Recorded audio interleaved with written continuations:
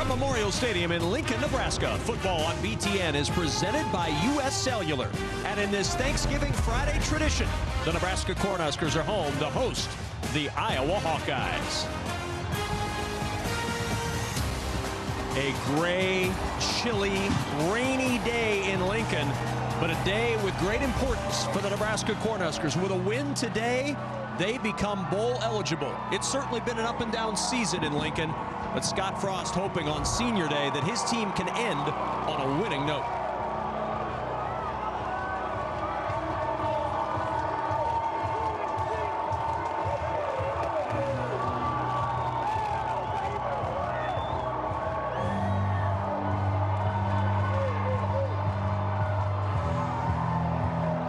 It's the 30th consecutive year that Nebraska has played on Thanksgiving Friday. Since joining the Big Ten, their foe has been Iowa. Here in Lincoln, the Huskers just 1-3 against the Hawkeyes post-Thanksgiving.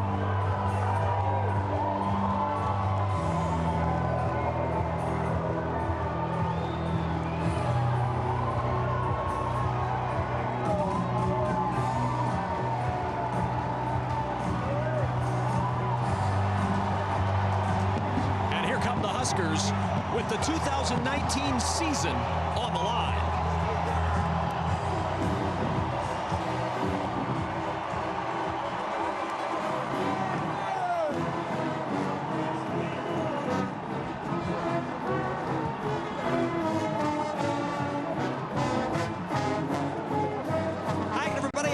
Thanksgiving alongside my partner Matt Mill, and I'm Kevin Kugler. Wonderful to have you with us as we get your holiday weekend going with some terrific college football here in Lincoln, and a game that has great importance for Nebraska. It's essentially a playoff game for the Huskers. Win and their season continues, and for that to happen for either team, we're likely going to see good play from the quarterbacks. Let's start with Adrian Martinez. So the word for Adrian Martinez today is going to be decisive. When he's decisive, both in his run decisions and his passing decisions, he's a different quarterback.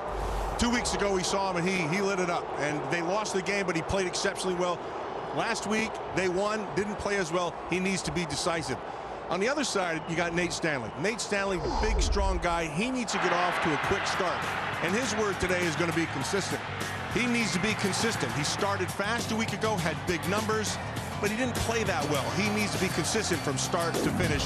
And we have the best out of both those players. We're going to have a phenomenal game. Well, Nebraska got a big weapon back for today on offense. With more of that, we welcome in Lisa Byington. Yeah, Nebraska freshman Wan'Dale Robinson will play today. That's after missing the last couple of weeks because of an injury, but he practiced all week and went through pregame warm-ups just fine. Now, the only caveat to that, the Nebraska coaching staff telling me that he will be on a pitch count. 30 snaps is unrealistic for him today. They're going to gear more towards 15 to 20 snaps. The other storyline we're going to keep an eye on is obviously ball security and weather. In the pregame, we've already seen some rain and some considerable wind. We may even see some snow later today. No heavy adjustments on either side yet to the weather, except, you know, you got the heaters and the hand warmers for the players and, of course, your sideline reporter. Well, and Lisa, the good news is the heavy stuff's not coming down for quite some time. No, that's not the good news, Kev. The good news is we're up here and she's down there. I didn't want to say that. I mean, we can feel bad for somebody like Kirk Ferentz. I mean, he's his 21st year at Iowa Patrol. He's been out there in every sort of weather, and you see nothing bothers the veteran head coach. Tied Hayden Fry last week with 96 wins as a Big Ten conference coach in Big Ten conference games. And Scott Frost trying to get his Husker team to a bowl. Nebraska 10-5 overall at home on these Thanksgiving Friday affairs. We'll see how Nebraska can fare today as Iowa wins the toss and the Hawkeyes have elected to receive. So we're going to see Nate Stanley right out of the gate running this Iowa offense. Last week we saw Nate Stanley and he came out on fire and he took him right down the field and they scored, and then he kind of cooled off a little bit. Now, he had big numbers, but it was inconsistent, and that's really the word I would use for Nate Stanley. He needs to be consistent. If he is, Kevin, they can put up some points.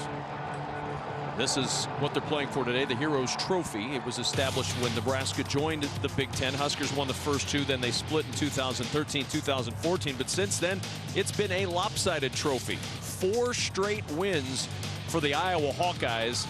Nebraska tried to nip their rivals and go to a bowl game with a win today.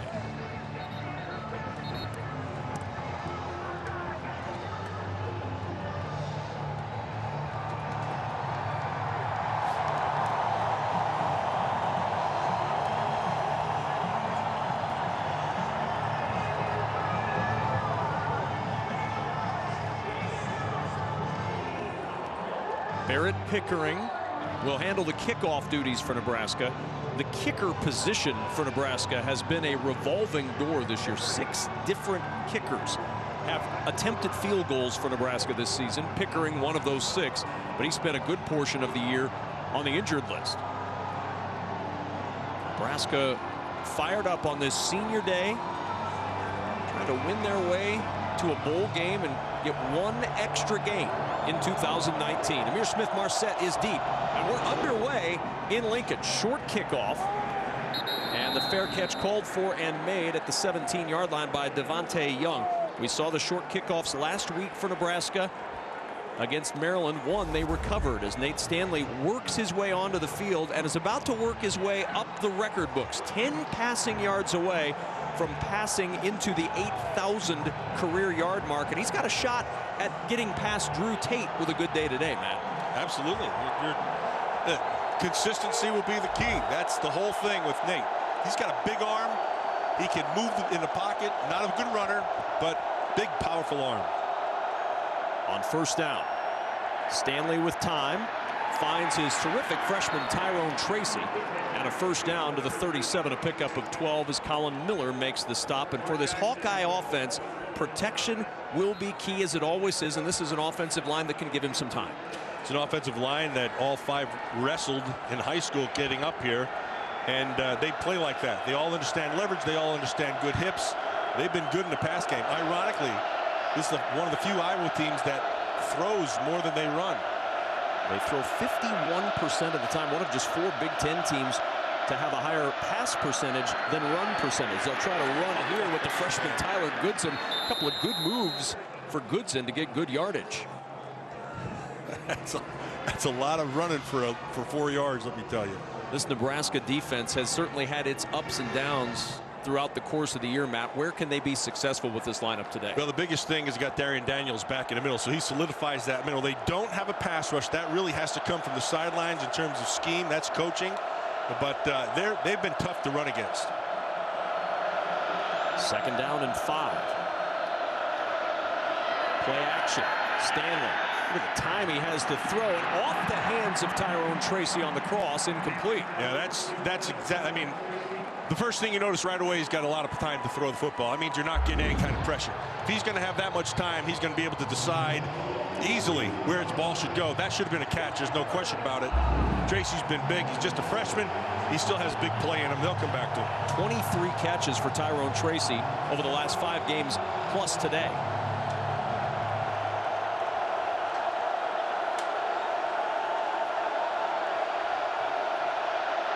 Cooper, the receiver, to the top of the screen. Motion from Nico Reganey.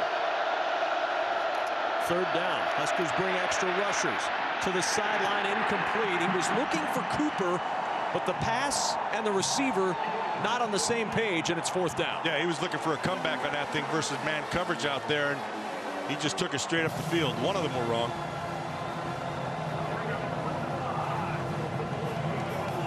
Stanley talking with Max Cooper to find out exactly who was wrong. Yeah, just based on that picture, I'd go with Cooper was wrong. So the Husker defense gets the stop it wanted out of the gate. And now Michael Sleep Dalton will punt it away to J.D. Spielman.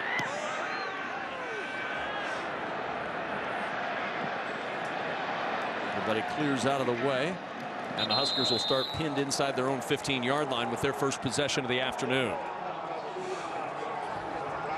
So Adrian Martinez and this Nebraska offense going to work. In November, Martinez has been a much more effective runner. 241 rush yards in the 3 games in November, averaging over 6 yards per carry. Scott Frost told me the other day that one of the reasons that he thinks both Martinez and Mills are running better, Matt, is the interior of the offensive line has gotten better as they've learned how to play that position, specifically Cam Jurgens at center. Yeah, and where they've struggled here at the beginning of the season, right now they've been better inside.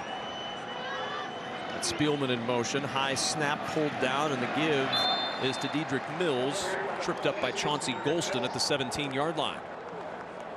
And this offense for Nebraska, much like this team in a 5-6 season, has been up and down throughout the course of the year. But Mills has been a real bright spot for the Huskers in the month of November. We saw him against Wisconsin 2 weeks ago, rush for 188 yards. Quick swing to Spielman, and Spielman bumped, spins away. Nothing doing there. And Michael Ojemudia was the first one there. He made that play. Ojemudia made a great play, forced everything back in. Now, he didn't finish it. He was a good play because he didn't make the tackle. But Stone ended up finishing that thing off. And, you know, this is a defense that is extremely disciplined. Very rarely do they make mistakes. And on third down, there's one guy who needs to make a play, and that's this guy right here, Epinesa. A.J. Epinesa is a guy who can, if he turns it up, he can dominate the game. 3rd and 5 at the 18.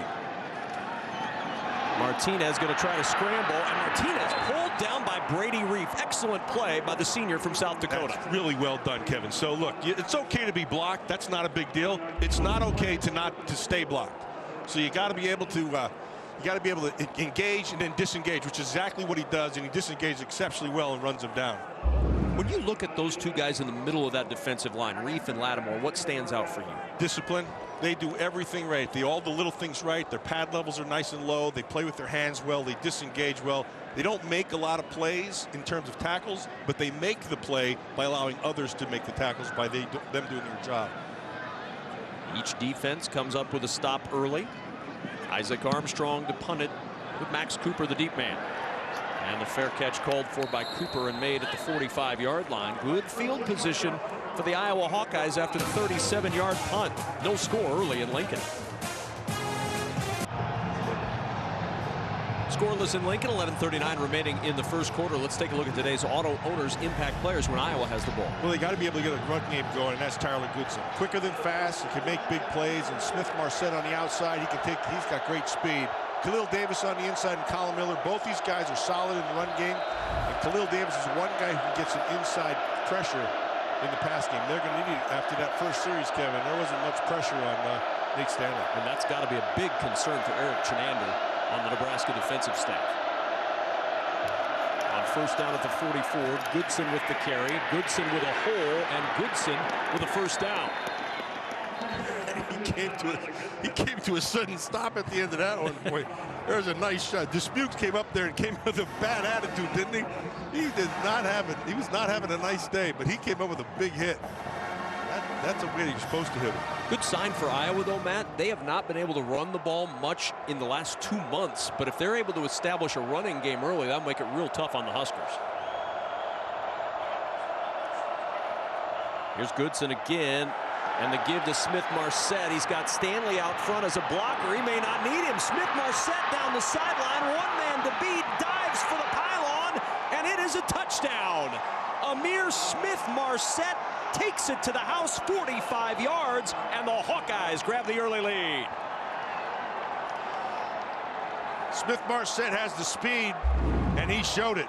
The funniest part here is watch Nate Stanley. He's going to run the best 40 he's ever run in his life right here. And he just watched him run right past him. Smith Marset can scoot, and he can pick him up and put him down. Keith Duncan on for the extra point. Nate's thinking, oh boy, I'm going to get a good block here. Yeah. Now he's thinking, where did that oxygen tank go over here on the side? 7-0 lead for the Hawkeyes with 11:04 remaining in quarter number 1. An explosive play to start off the offense. 7-0 lead for Iowa thanks to the 45-yard run by Amir Smith Marset to get the Hawkeyes on the board. This game is part of Rivalry Week on BTN, presented by Ram Trucks. Say that 3 times fast. Nope, I said it once. That's all I'm going to say it. I'm told to say it again. Wascally Wabbit thing coming out of your mouth. While you're sitting at home today watching this game, just occasionally say Rivalry Week several times rapidly. Eventually, you'll say Rivalry Week. That's what I was waiting for. I know, and you were going to laugh loudly at me. That's the most pressure I've had on all year. And the fair catch called for to the 25. Let's go back to this touchdown from Amir Smith Marset. This is you got to keep your eyes right here on Tanner. See, they're in a 3-down look right here, and he's on the inside of that tight end. So there's no way that defensive end can have any kind of contain. And Tanner's the guy who's got to be able to see this on the backside. It's hard from that position because this guy's running off, this guy's getting run off, and so you're it. And if you don't, you usually give up this. And that's exactly what happened. Longest run of Smith-Marsette's career gives Iowa the early lead. Now Martinez off play action, chased by Golston, tipped and incomplete. Christian Welch got a hand on that one. As we take a look at today's Auto Owners Impact players when Nebraska has the football. Nebraska has the ball like right now. Dedrick Mills, the last few weeks, he's been running really hard. J.D. Spielman's the guy who moves the chains. He's the guy you can count on. A.J. Epinesa on the other side's got all kinds of skills. He's been able to get some pressure and sacks. And Christian Welch last week, 12 tackles. He'd have to match that. They have the capability to stop this thing. They just have to do it. Here's Dedrick Mills on second down, and Mills rides the wave to the 32. Cedric Lattimore with the tackle, brings up 3rd and 3. Hey, what you really like about Mills and what he's done here is he's gotten more comfortable. Like you said, Kevin, those inside three have gotten better, but when he sees it, he can explode through the hole. Some guys, they don't have that ability. Mills has it. Seems like the rain's coming down pretty hard right now. It does, yes. 3rd and 3. There's Martinez.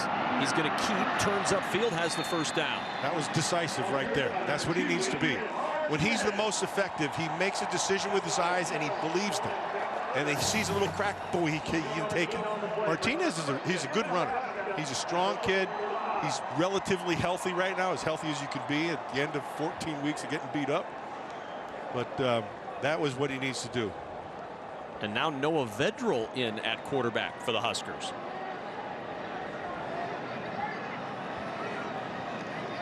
Vedral, swing pass, Mills on the edge, nice move, and Mills close to another Nebraska first down. Let's go downstairs to Lisa Byington. Keeping an eye on Wan'Dale Robinson earlier today, or earlier than this game, he's been on the stationary bike. Specific instructions that when the offense is on the sideline, he's got to stay warm. That is one of the concerns there, to stay warm, and also his explosion with a lower body injury there, Kevin. And he's out there right now. Late flag at the end of that play. After the play's over, personal foul, defense number 91, late hit. 15-yard penalty added on to the end of the play, first down. Brady Reef called for the late hit. Yeah, here you're going to see Reef right over here. He's coming, and he's one of those guys who doesn't quit, and that's kind of flop. Yeah, that's a little floppage going on right there. Yeah, that was me personally. That's warm-ups on Sunday. Oh my God.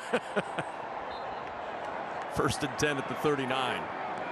Wan'Dale Robinson gives it back to Spielman. Spielman wants to throw, floats it for Martinez, and a little bit too tall for Adrian Martinez.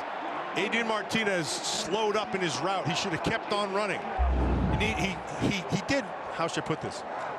He didn't stop his route, but he didn't continue his route going full speed. He slowed down in the middle of it, and then he tried to catch up again to the ball.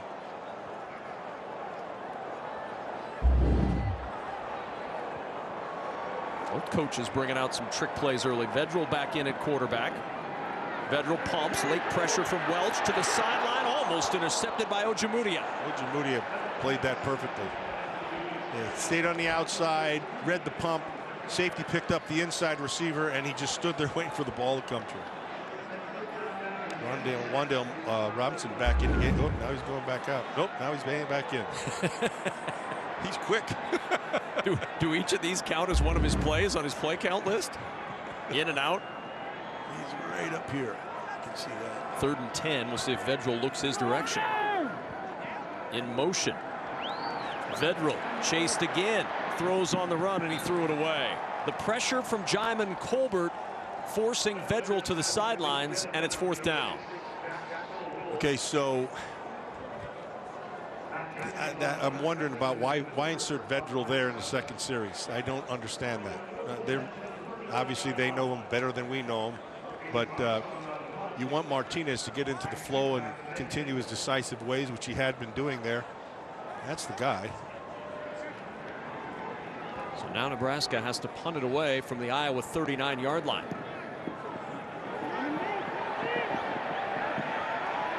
And it'll be down near the 5-yard line. So down at the 5, quarterback Puddle on the Husker sideline trying to find some offense. 7-0 Iowa. But we want to go back to this punt because just explain what happened here, Matt. Well, that's Jeremiah Stovall. And, you know, you're a special teams guy and you work hard all the time. And sometimes you think you're going to make a big play. And then he's in the perfect spot to down it on the goal line. Look at him. He was not pleased. He took that play away from him. Eli Sullivan got there first.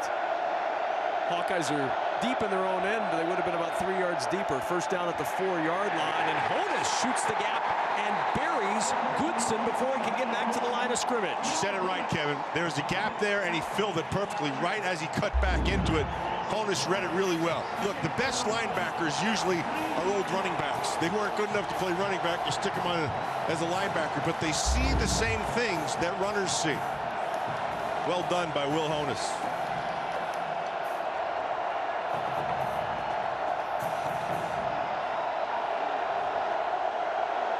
Crowd's coming loud, Kev. Torrin Young in at running back.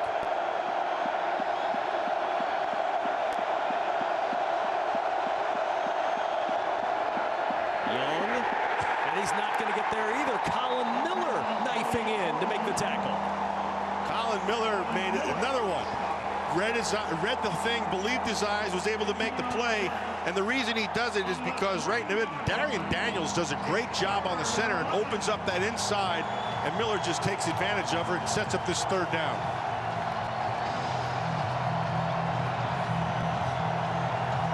Darian Daniels is a big man. He's one of those guys you put in the middle of your defense and he controls it. And that's exactly what he did in that play. Reganey in motion. Third down. And Goodson just giving him a little room to punt as Tyler Goodson's out to the 10-yard line.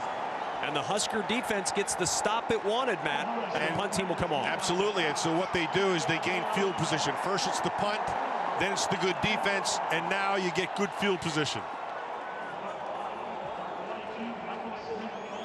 Michael Sleep Dalton is on to punt it away for Iowa.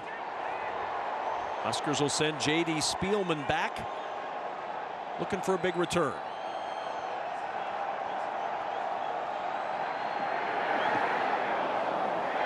Short punt. Spielman will watch this one bounce at the 33, and Nebraska's going to start at the Iowa 37-yard line. 27-yard punt from his end zone. And the best opportunity Nebraska's had today comes at the 7-minute mark in the first quarter. They did exactly what they needed to do. They got the good punt. They got them down inside the 5. They played good defense, 3 and out. They got a lousy punt. Great field position. Take advantage of it. Martinez back in at quarterback. 3 different Huskers have thrown passes today. Martinez, Vedral, and Spielman.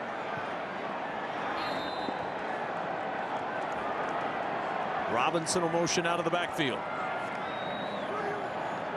First down. Swing pass, Spielman. Ojemudia all over it. Kevin, he read that when the ball was just about, before it was thrown. He read it. He read the quarterback perfectly. This is just, watch him. He's right down here, and I want you to keep your eye on the quarterback, okay? That ball, he raised up, and Ojemudia just got in a sprinter stance and took advantage of it. That's a great read. Now, sooner or later, he's going to come up and fake that and get over the top of him. He'll try to look for a double move. Ojemudia being that aggressive. Luke McCaffrey now in the backfield. That's him in motion. The give is to Robinson. Wan'Dale Robinson. Not much running room. Chauncey Golston and Geno Stone were there. Yeah, Golston played it perfectly. He got as deep as kept his eyes to the back in the backfield like he's supposed to on the end there, and just played it perfect. Ran him down. He didn't give up any leverage. That's the biggest thing. Big defensive stand brewing here for the Iowa Hawkeyes, Matt. 1st and 10 for the Huskers from the 37. They've gone backwards on 2 plays. It's interesting. I wonder right now if this weather, the heavy rain, is causing any kind of thoughts with the pass game. Martinez on 3rd and 16. Good protection over the middle. He's got Cade Warner, and Warner with a first down. That whole thing, Kevin, comes back to that offensive line, the improved offensive line. Did a nice job, gave him a nice pocket to be able to stand in, no pressure whatsoever. And the ball, look, they're playing a zone. You can find the hole if you have that much time. 20 yards to Cade Warner, his 7th catch of the year. Here's Mills. And Mills right into the arms of A.J. Epinesa. A.J. Epinesa is one of those guys who can take over a game. He's got all the requisite skills. He's got great length. He can run. He's probably more a left end than he is a right end. But when he turns it up a little bit, he's as good as it gets out there. He's just, to me, he hasn't been consistent just in terms of his motor. 2nd and 13. Martinez over the middle looking for Spielman, and he overshot with Jack Kerner looming in the area. Yeah, Kerner was over the top, did a nice job, but Ojemudia is the one underneath that forced that ball to be thrown high. So he had the time to be able to throw, but Ojemudia is this is an excellent first quarter. He's playing really well. Good heads-up football. He's reading his keys exceptionally well, and he's believing his eyes. Really building on his game last week. He came back after the Minnesota game he missed with injury. 8 tackles and a pick last week. Here's Mills, and Mills will take it to the 24-yard line. 2-yard pickup, 4th down. And the Huskers down 7-0 with a decision to make, and it looks like they're going to bring out the kicking team. That's what they should do. Just put points on the board. The hardest points to put on the board in every game are the first ones. This is not exactly a slam dunk for Nebraska this year. 6 different kickers have attempted field goals. The latest is Matt Waldock. Walked on in September, a former club soccer player. Went 3 for 3, his longest 29 last week, and he nails this one from 41. He owned it. Good for him. Huskers on the board, down 4. In 2016, the student veteran organizations of the University of Nebraska-Lincoln and the University of Iowa came together as a unit and organized the Ruck March. We march for those who cannot. The mission is to raise and promote awareness for veteran and military member suicide. Each rucker carries 20 pounds of personal significant gear to symbolize the 20 veterans that take their lives every day. The march itself is 344 miles stadium to stadium, delivering the game ball to Nebraska Athletics Director Bill Moose before the game today. What a great cause. What great work by those students. The balloons have been unleashed, but not much wind today, so our referee is on balloon collection duty. Yeah, field judge carrying a balloon off the field. That's pretty good. Still see a few of them lingering in the shot there. Yeah, the rain just beating them down. Another short kickoff from the 19-yard line. Devontae Young. Young across the 35 and down to the 37. I recommend you have boxed Kleenexes nearby. Well, that's a sad story, but it's good stuff. I mean, it's really good stuff. Out of the eye, play action on first down. Stanley on the roll, finds his freshman tight end Sam Laporta, and Laporta down to the 45, a pickup of 8 before Lamar Jackson can make the stop. See Garrett Nelson, number 44. He's just a freshman. He's got a really good motor. He runs hard and plays hard. He just sometimes doesn't really know what the heck is going on right there. And so that particular play, he was in great position. He had a chance to cover the tight end. He whacked him and let him go. And he picked up 8 yards.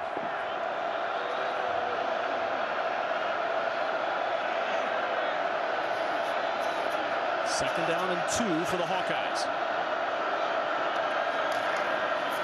Here's Goodson with an opening, and Goodson hopping over a tackler and turning on the Jets. Goodson down the sidelines into the end zone for an Iowa touchdown.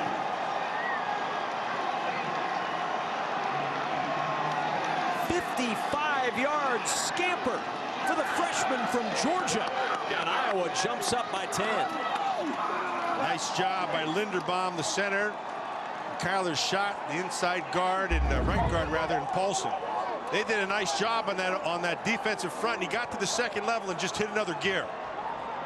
Once he hit that gear, you can see what a good job of blocking up front. And then cut back and then just use your speed.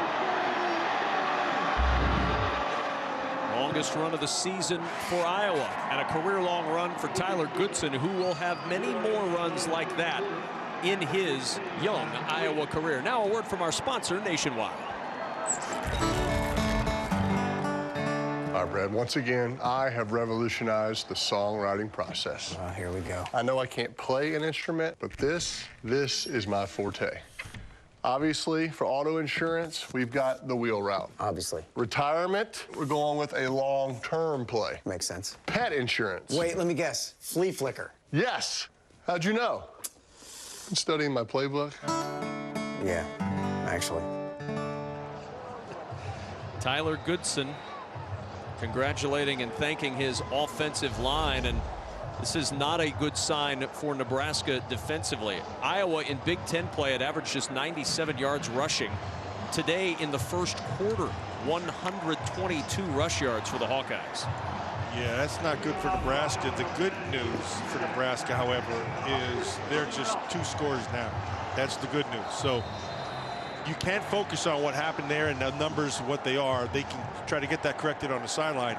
But what you can do right now is put some points on the board. Brody Belt with the fair catch, and Nebraska will start from its 25-yard line.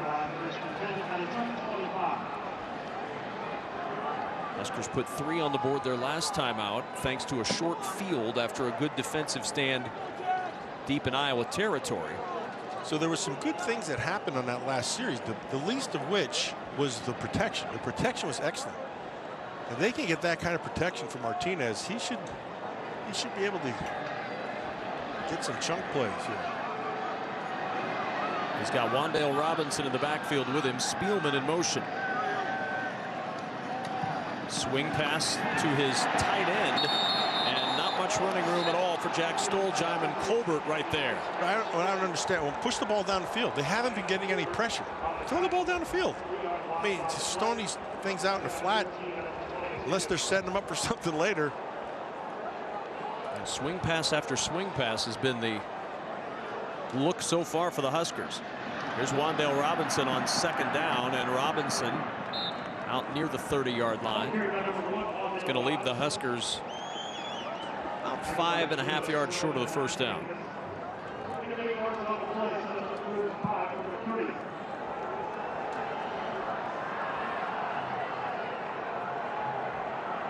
It goes empty here. No Epinesa out there on this series for the Hawkeyes as Martinez over the middle looking for Robinson. Coverage from Jack Kerner, and it's 4th down.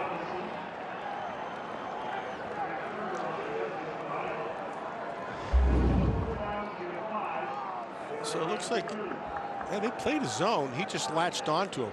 And a little bit of a latch with the right hand, but not much. Well played by Kerner. Eyes are back in the backfield. They're playing the zone. Playing the zone, you had that much time. You have that much. He didn't get they didn't get any kind of pressure, so he had time. Let it develop.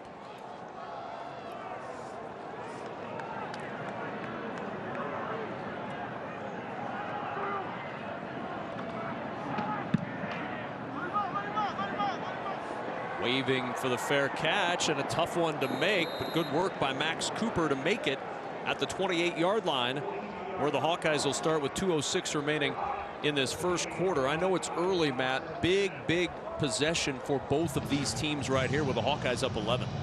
Yeah, this is a big series right here for this Nebraska team, because if they give up one more, it's going to feel like it's getting out of hand. It's just, we're still talking about, 2 minutes left here in the first quarter. They got to get they don't have to get a 3 and out, but they got to get off with no points here.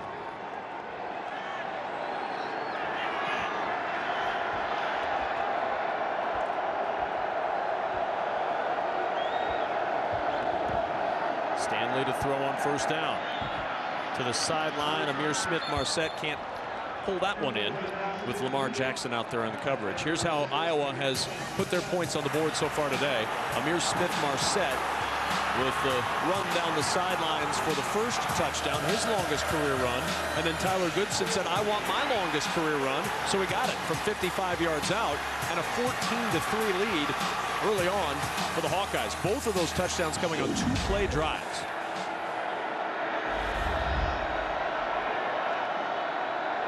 I think there might be a little bit of man here. They might want to get some pressure. See what they do. And they are. And the swing to the tight end Sean Byer, and Byer lunging over the Jackson tackle, close to first down yardage, and he's got the first down. Or does he? No, he does not. He's a yard short. They started to move the chains on the far side of the field, and it's 3rd and 1. Looked like Will Honus fell down in that play on that coverage. Here's Stanley on the sneak, and that's plenty for the first down yardage for Iowa. Yeah, people forget about how big Nate Stanley is. That is a big dude. He's about 6'4", about 245. He reminds me of Ben Roethlisberger. He's got big hands on him. He's just like country big, you know what I mean? Just one of those guys, just kind of, hey, I'm gonna hit you in the back, and you go, what the heck was that? I hope he doesn't hit me in the back. That would not go well for me. You should see the hands on him. Best part about him, he's a woodworker. I love that guy.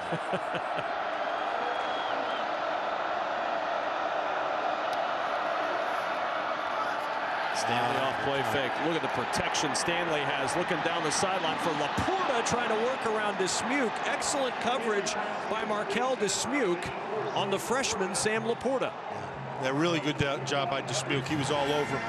And even with that great coverage, Laporta had a chance. He tried to jump over the top of him from the backside to make the play. I think that kid's going to be good. He gets football. He understands body position. He understands all that stuff. And he's going to be a pretty good player. They got him from Bowling Green. Kirk Ferentz said we stole him from Bowling Green to get him to Iowa. They've had a knack over the years for finding those diamonds in the rough. It's Goodson. So what a spin move by Goodson. The freshman working for the first down and more. And Tyler Goodson. Goodness. What a run by the freshman to get into Nebraska territory. Did you see what he did with Tracy on the top side? He gained another 5 yards after this spin move. Watch him on the top side. He sets up Tyson. Watch him. There. Okay, inside. Let him spin. Now I'm going to give you a chance to get back up. Really well done. Picked up another 5 yards on top of it. That's good running there, Goodson. You keep doing that, they'll put the AA on the back of your jersey as an All-American. First true freshman since 2012 to start at running back for the Hawkeyes. Stanley off play action. Short toss to Reganey. Reganey working up the sideline. Cam Taylor-Britt tossing him down at the 30.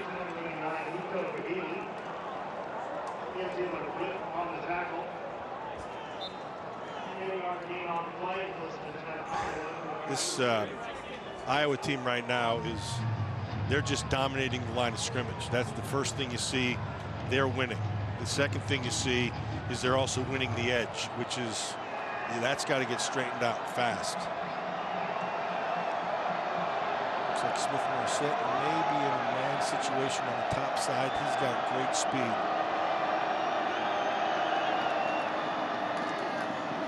First carry for Mekhi Sargent, and Sargent down to the 23, and that will take us to the end of the first quarter of play here in Lincoln, a quarter that has had Nebraska's heads spinning as the Hawkeyes have jumped out to the 14-3 lead.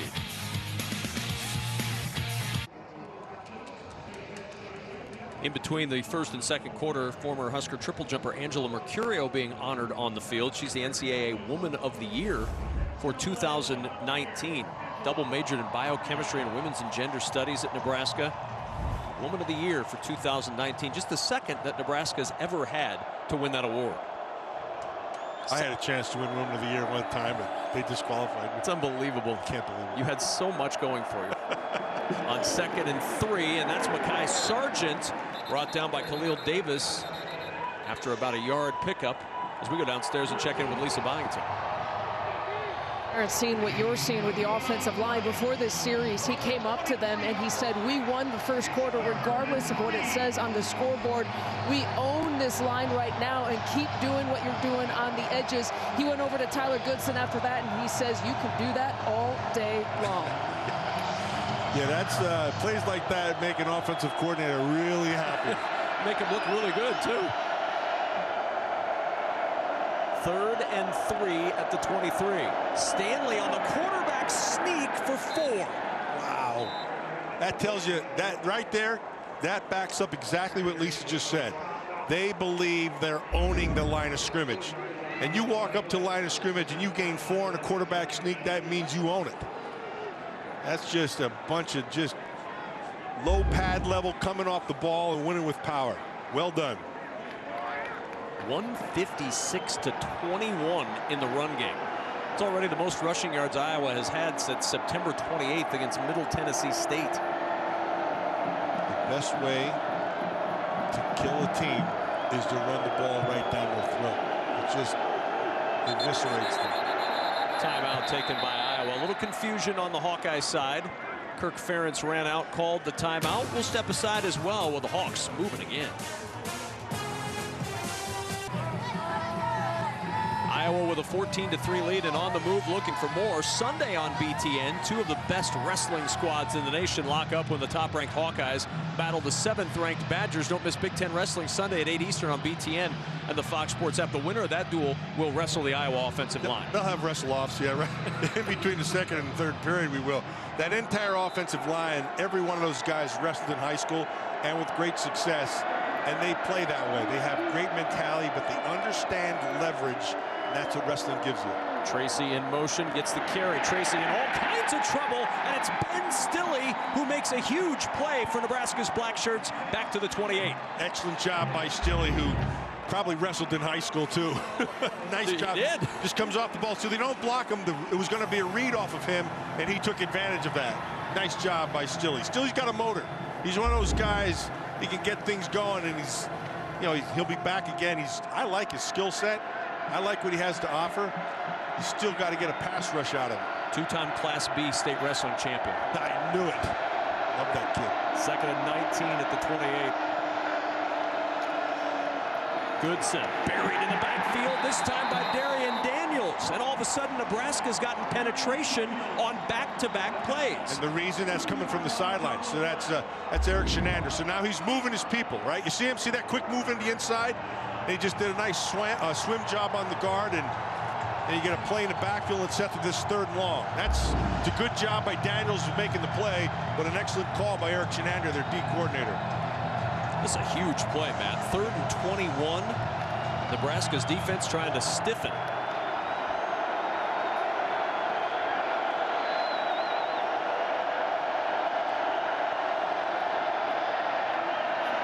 Reganey, nowhere to go. JoJo Doman. Excellent play by Doman. They were in man, Kevin. They were in straight man. He's out there all by himself. He misses that tackle. He's off to the races. And so they rolled the dice a little bit. They brought a little pressure, and Doman came through for him. There's Shenander right there in the black coat. A good call. It's a great series by that Nebraska defense. And now forcing Iowa into a long 49-yard field goal try. This would tie Keith Duncan's long for the year and for his career.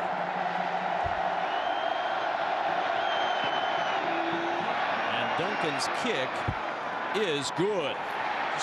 Just poked it in that right side. 17-3. Iowa pads the lead, but the Huskers avoid further damage. 11:37 remaining in the first half. 17-3 lead after the 49-yard field goal. They say you want to run a camera, right? So there's the camera right behind the netting that the ball hits. Here's how it looks to the camera operator. That's dedication. Take a ball to the face every time. In the rain, no doubt. There he is. Good job down there. It's our last game of the season with this crew, and I gotta say we've got an awfully good group of men and women who are working with us on these BTN broadcasts. Each one of them would be happy to take a football to the face if it meant for a better shot. So this is an interesting time for this question, but we're going to ask it anyway. U.S. Cellular wants to know, is it fair to say Nebraska football is heading in the right direction, Matt? Mill and Penn State? I would say yes, absolutely. I think what he's done with what he's had, that's the key. See, that's the key to coaching. What do you have and what can you do with it? And what he's had right now, he needs some more players. He doesn't have enough bullets in the gun, but with what he has, he's done well, and he'll continue to build this thing. Martinez buried by Epinesa. Didn't bite on the fake and went after Adrian Martinez for a 4-yard loss. Yeah, this is exactly what Epinesa can do now. He made the decision for him when he saw with his eyes And Derek Mills wasn't going to get it, so he just took him. Epenesa is one of those guys. He really interests me. I'd like to see him turn up the intensity just a little bit, but I think that's his nature. He's just one of those guys who's kind of even keel. And Epenesa able to shed the Hymas block and get a piece of Martinez along with Jaimin Colbert. That's the Hymas maneuver. Yeah, that's not many people can pull that off. No. Yeah. So if there was somebody choking out there, do the Hymas maneuver. 3rd down and 10. Anyway, sorry out there. No, you're not.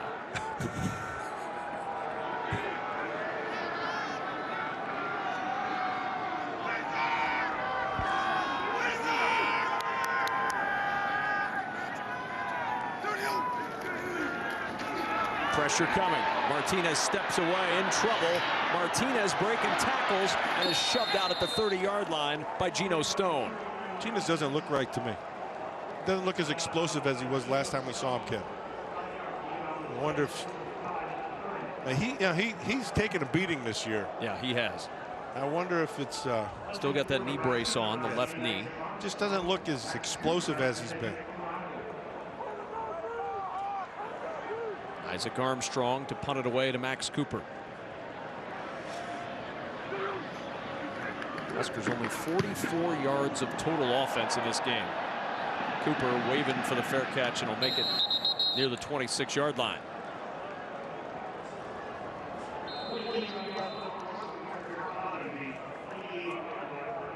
"43-yard punt.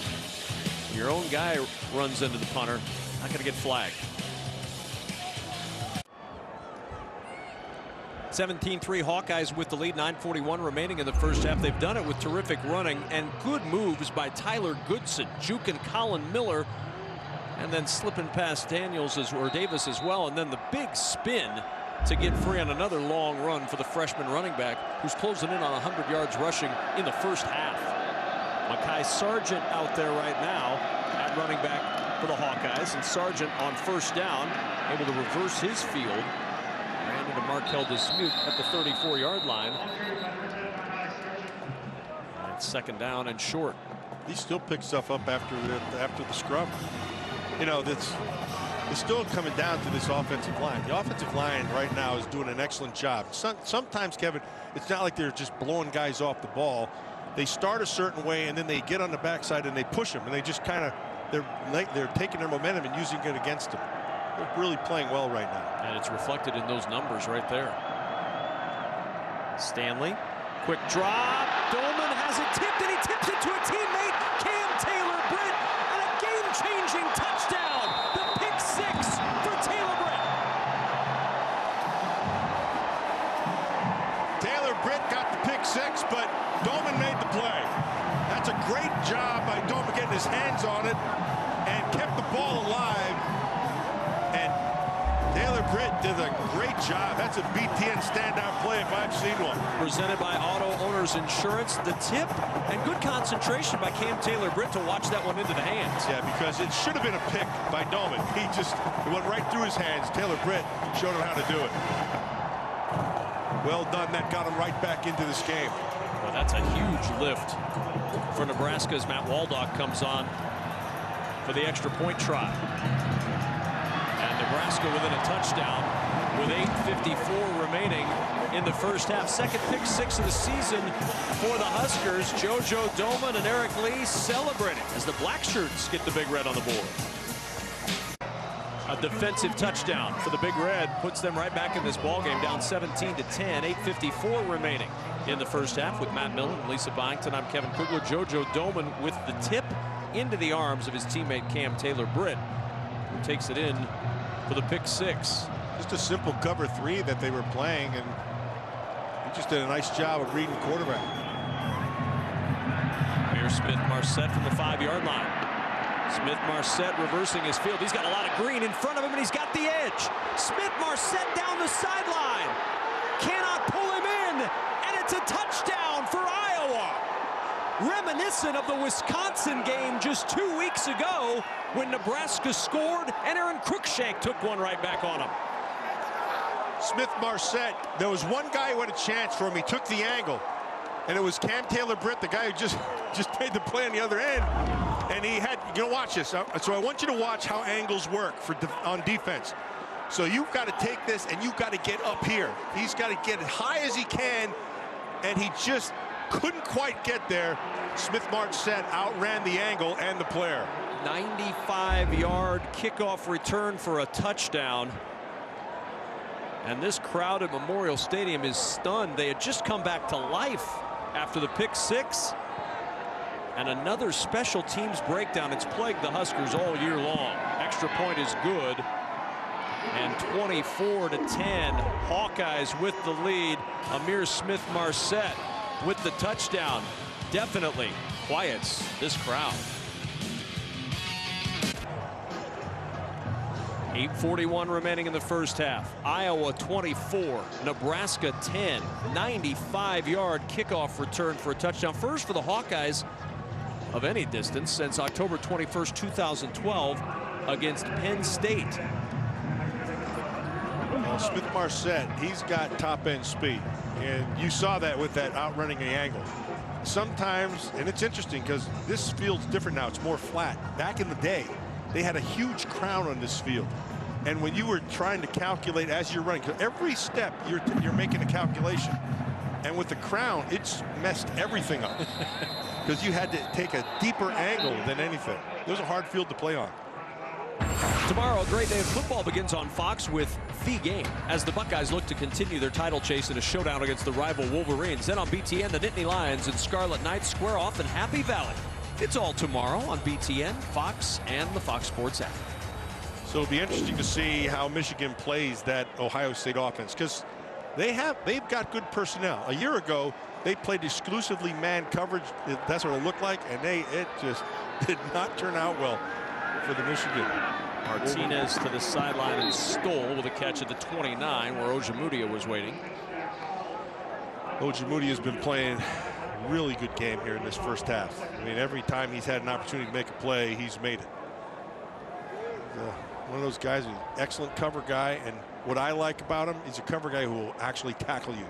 Most of those guys are allergic to that. Good size, 6'1", 200-pounder.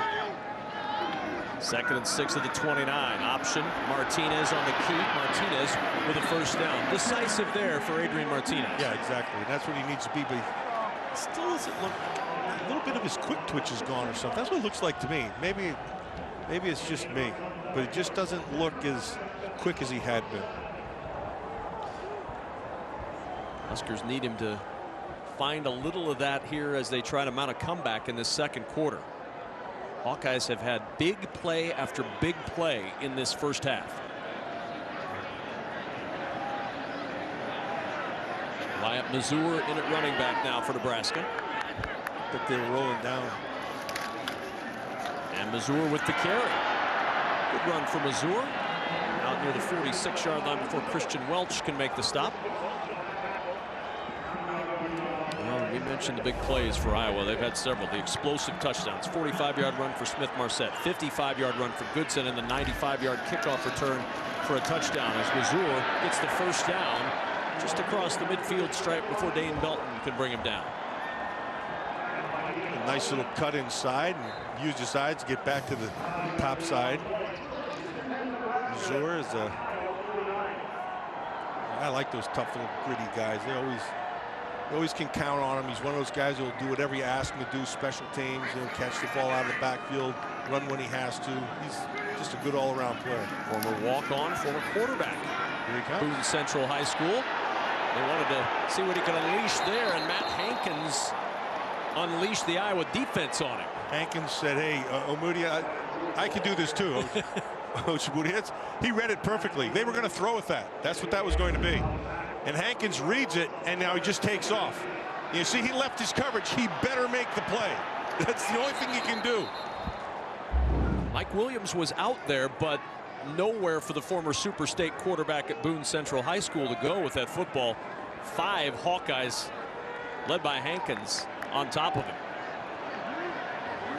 2nd and 18. Robinson on the sweep. And Robinson back near the original line of scrimmage at midfield. Christian Welch with the tackle. Which is going to set up, what, third down here? 3rd and 11. Which is where they don't want to be. And Wan'Dale Robinson doesn't look like he's not Wan'Dale Robinson anymore. Limping off the field. I mean, he is still. Yeah, but you know what I mean. Yes, he's not 100%. He is not. You can tell. Yeah. Hate to see that. Such an explosive young talent. One of the 4 finalists for the Horning Award in college football this year. The most versatile player in the game. Pressure on 3rd down from Welch. Martinez able to break away from 1. Breaks a 2nd. Gets back to the 49 of Iowa. Joe Evans with the tackle. And it's 4th and 10. That's a good job. Defense right there. They're getting off the field. I'm going to take it. That's Phil Parker. Phil Parker with another good defensive call. You know, a lot of this stuff has to be manufactured if you don't have that guy as a pass rusher. If you don't, you know, like Phil Parker's, he does as good a job quietly as anybody out there. That's an excellent call. Top 15 defense statistically in college football again this year for the Iowa Hawkeyes. Line drive punt. Takes a little Nebraska hop and out of bounds. So the Hawkeyes will go to work at their own 8-yard line. As we take a look at today's Land Rover Conference news and notes, Ohio State reclaiming the top spot in the college football rankings. 2nd time this year they've been ranked #1. Looking forward to Saturday. Wisconsin and Minnesota. That'll be a good game. West Division Championship. They'll of course face Ohio State. And still waiting on news from Penn State as to whether or not Sean Clifford will be under center against the Scarlet Knights. A game you can watch tomorrow afternoon on BTN. And the regular season wrapping up. 6 top 25 teams in the Big Ten Conference this year. The most for any conference. One of those 6 on display here in Lincoln with a 24-10 lead for the Iowa Hawkeyes. On 1st down, it's Goodson. And Goodson, Matt, you didn't see much of a hole there, and then you look up and Goodson's got 6 yards. Yeah, and so that means you're winning the line of scrimmage. So you're staying on blocks and you're just getting in the way. And Goodson's one of those guys who you look at and you see it doesn't look like a hole, but all of a sudden he pops through the other side. Guys are still staying on their blocks, and he takes advantage of it. Brian Ferentz told us he makes yards that aren't blocked for. Just a freshman, the Georgia Player of the Year as a senior in high school just a year ago. 2nd and 5 of the 13. A little hesitation for Goodson. Now turns on the speed and has a 1st down. JoJo Doman knocking him out of bounds across the 20-yard line. I'll tell you, they didn't run inside, but the guy, Darian Daniels, 79, is actually, he's hard to block on the inside. You saw Goodson wanted to look inside, and he was like, nah, I ain't going in there. And he went and got the edge. Darian Daniels right now is pretty much controlling that inside. He's a big, powerful man. 300 and I don't know what. Where do you start weighing those guys? I don't even know. 3 1/4? Yeah, that's a lot. Higher. Bigger than that. Goodson on the counter. Ran into Doman, bounced around back the other way, and ends up getting a yard to the 23. Carlos Davis covers him up. Goodson over 100 yards, Matt. He is the first Iowa 100-yard rusher against Big Ten competition all year long. Yeah. So you want to be a nose tackle in the Big Ten. Watch right here. Yeah, that's Darian Daniels. So Darian Daniels is running out. He's going to keep on coming and come back, and they whack him again. And that's the life of a nose tackle. You just get in there and you just start whacking people around. And oh, by the way, your stats never show up. Exactly. Because you're a nose tackle. Exactly right. Stanley with a little pump, looking deep, and he overshot Tyrone Tracy. Good protection again for Nate Stanley. Cam Taylor-Britt out there on the coverage. So what did we say at the start? He needed to be consistent. And that has been the bugaboo with him. And he's got good skills. He just hasn't been consistent. He's getting time here. He can relax in the pocket. Usually when that happens with Nate Stanley, he tears you up. But today, it's just been up and down. Hasn't been consistent.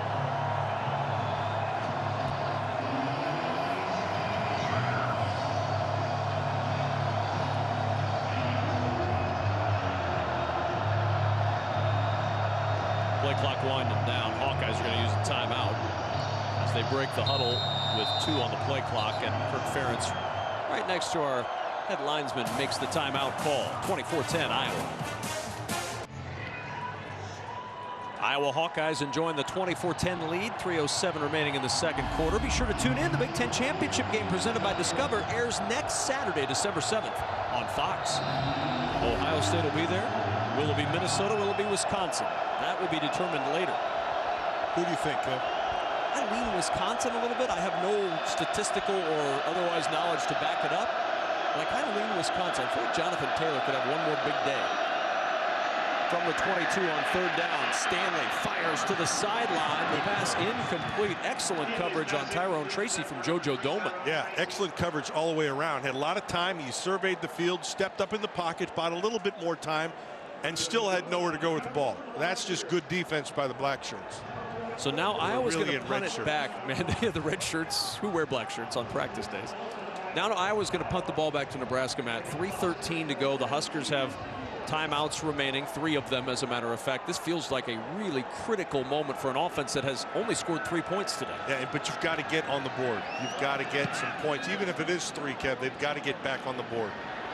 Here's Spielman. Didn't call for a fair catch, and a lot of black and gold on top of J.D. Spielman at the 35-yard line. Devontae Young leading the way, and now we've got a little pushing and shoving right on the end at midfield. Yeah, it's okay. It's just a little disagreement. It's a rivalry game. Yeah, but sometimes it's overblown. You had a little something going on there. Eli Sullivan is down on the bottom. He got pancaked for 2. You see the referee, he had 2. It was a takedown. You're going to watch it. It's right down here. And they just kept on going, and then they pulled them apart. No big deal. I watched it a little. What would it take? I'm just curious. I've worked with you a long time now. What would it take for it to be a big deal? Does someone have to have a shiv? I mean, what has to happen? No, a good shot will work. You know? Every now and then you see one of them, and it's like it takes you back to. Hey, let me explain something really quick, okay? Yes. So I get drafted by the Raiders back in the day. I walk into the practice field, and the first thing they say is, don't let anybody cross your face, no matter what. I understood completely. 1st and 10 at the 35. Martinez, excellent protection, but better coverage for Iowa. So Martinez will run, and as he makes his cut at the 41, he slips down in the arms of Jaimin Colbert. Yeah, you said it right, Kevin. Coverage was excellent. Nowhere to go with the football, and he made the right decision. Picks up, 7 yards or whatever it is, 6 or 7 yards.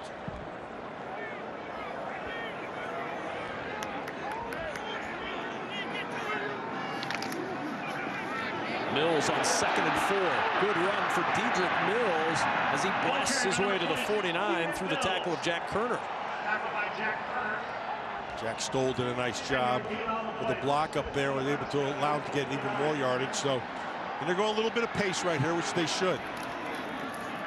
Swing pass to the tight end Stoll, who slips. Remember, it's been raining most of the day. This field turf surface showing a little slipperiness out there, and it's 2nd down. Why do you suppose we've seen so many swing passes in this first half for Scott Frost's offense? Yeah, I was just thinking that, Kevin. Not pushing the ball down the field at all. And in all fairness, when he's taking a 5-step drop and looked down the field, they've been covered. He hasn't been getting anybody open. And now a flag down. Just the 2nd flag of the day. Very clean first half. False start. Offense, number 56. 5-yard penalty. 2nd down. It's Bo Wilson, the right guard.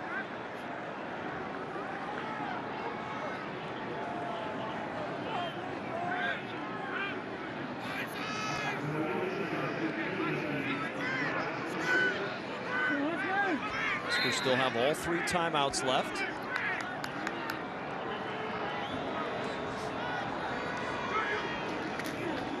Martinez going to keep this one. Nice move. Martinez back into Iowa territory, and a good ankle tackle by Jack Kerner down near the 47-yard line. Kerner took a great angle coming up. That's really hard for safeties from the middle of the field. There's a lot of stuff to read. He took a great angle and came in and see it inside out.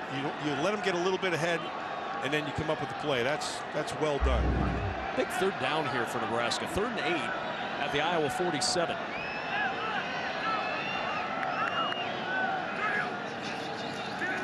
Martinez, short toss to Mills with blockers in front. Dedrick Mills with a 1st down to the Iowa 31-yard line. Mills knew exactly what he had to do as soon as he caught the ball, and that was get directly up the field.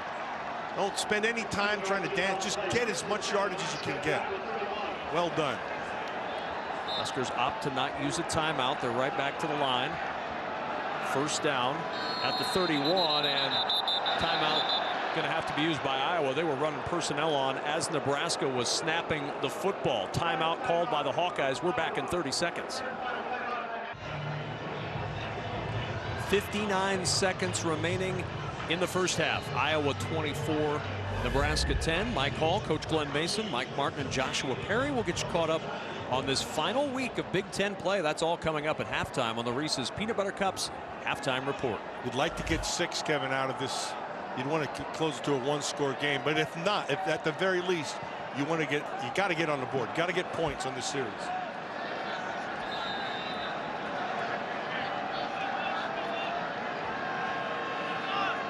Cade Warner in motion.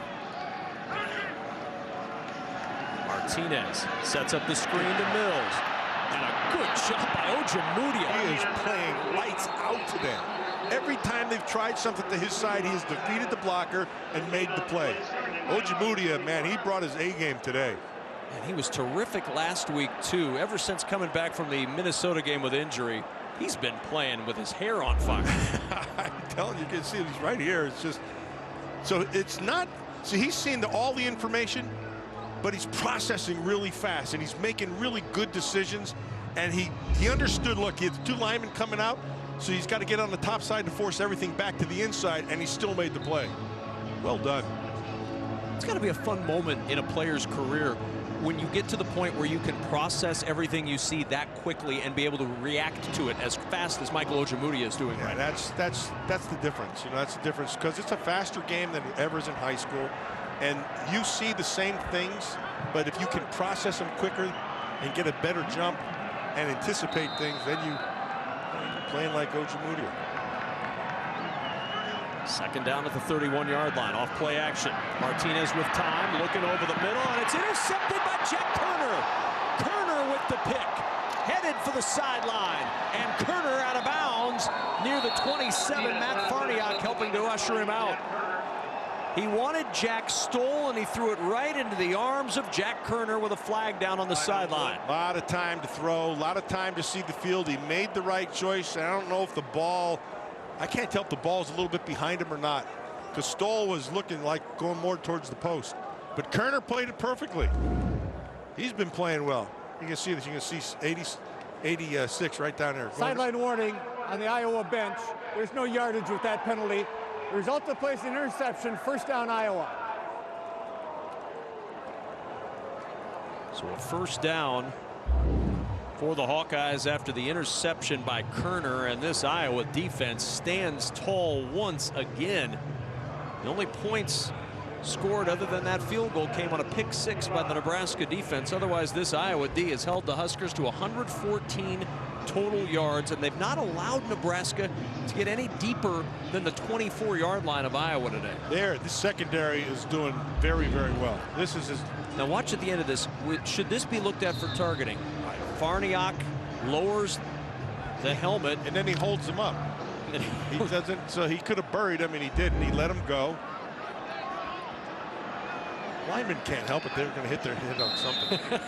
The knee is taken by Nate Stanley. I've done a lot of linemen. Trust me, they bang their heads on everything.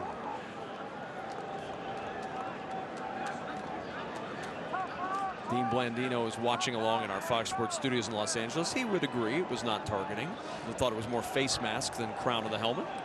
Our replay official, Jim Kemmerling, I'm sure looked at it here at Memorial Stadium and said the same thing, as the Hawkeyes content to go into the locker room with a 24-10 lead, looking for their 5th consecutive win against the Nebraska Cornhuskers, and it's been a dominant first half for the Iowa Hawkeyes.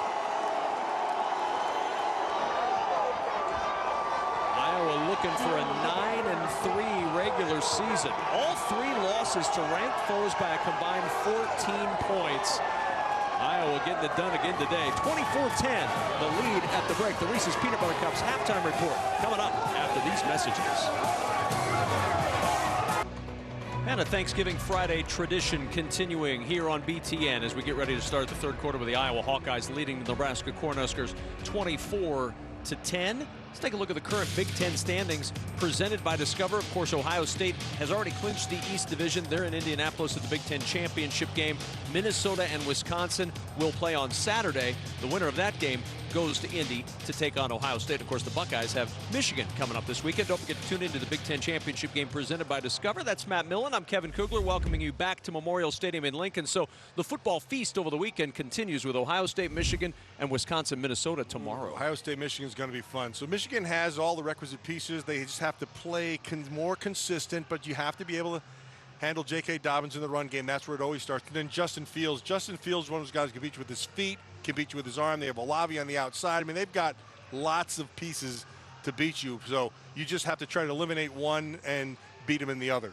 Exactly. Sounds simple. Oh, well, all you need to do is just that. Let's go downstairs to Lisa Bying. I spoke to Scott Frost. He was visibly discouraged by the way they ended the half. He said, I hope that pick from Adrian Martinez wasn't a backbreaker for us. And he felt like Martinez didn't see the safety. That was the reason for the pick. He also admitted he was trying to get as many playmakers as he could on offense. That's the reason for the different looks. They might not have Wan'Dale Robinson in the second half. He was uncertain about his status. Play hard, play smart is the message that Kirk Ferentz gave his team. And he said instead of correcting some of the bigger things in the rush game, he was happy at halftime to just correct some of the smaller things. He said, but obviously we have to finish the deal here in the second half. Now, when you have the 24-10 lead, you can focus on some of the smaller things like Kirk Ferentz's team can with that advantage. Nebraska needs to find some sort of spark. And look, there's a long way to go in this game, and they're going to get the football first. Anything can happen here at Memorial Stadium. Huskers mounted a big comeback against this team last year as Cam Taylor-Britt will go to work from the goal line, and he's upended at the 15-yard line. Marquez with the tackle. And the Huskers start deep in their own end after the tackle here. Yeah, so that's just a nice job of coming from the outside. Does a good job, takes out those legs, sets up this big. This is going to be a big series. So we always say the first series of the third quarter sets a tone for the rest of the half. And so let's see exactly what this Nebraska offense can do. Huskers have had 10 total yards on 14 plays on first down. What about this first down? Dedrick Mills twists his way to the 19-yard line. That's one of the more productive first down plays of the day for the Huskers as they get 4. They seem to have a little bit more success when they did this right here, and they had a little bit of pace in the first half. Let's see if it works for them here coming in the second half.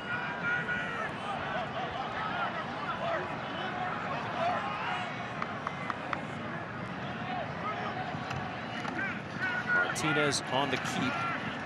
And Martinez pushed back near the 23-yard line by Cedric Lattimore. Yeah, but they're going to be third and about 3-ish. Yeah, 2.5 to 3, which is very manageable. And so you have options here. So, get rid of the ball quick. Tight. The coverage is going to be a little tighter. You can use your feet to be able to do this from the quarterback, or just run the football here and take a shot.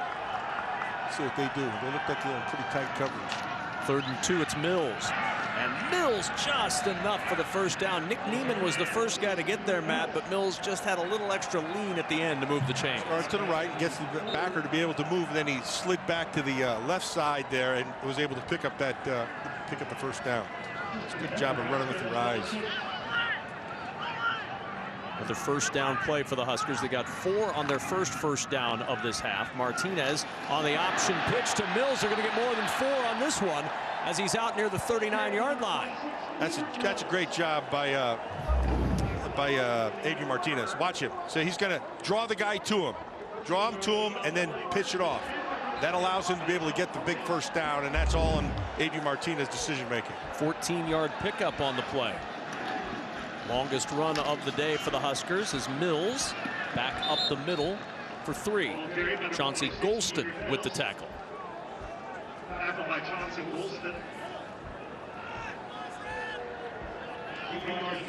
Mills will check out for Scott Frost's squad. Wyatt Mazur in at running back.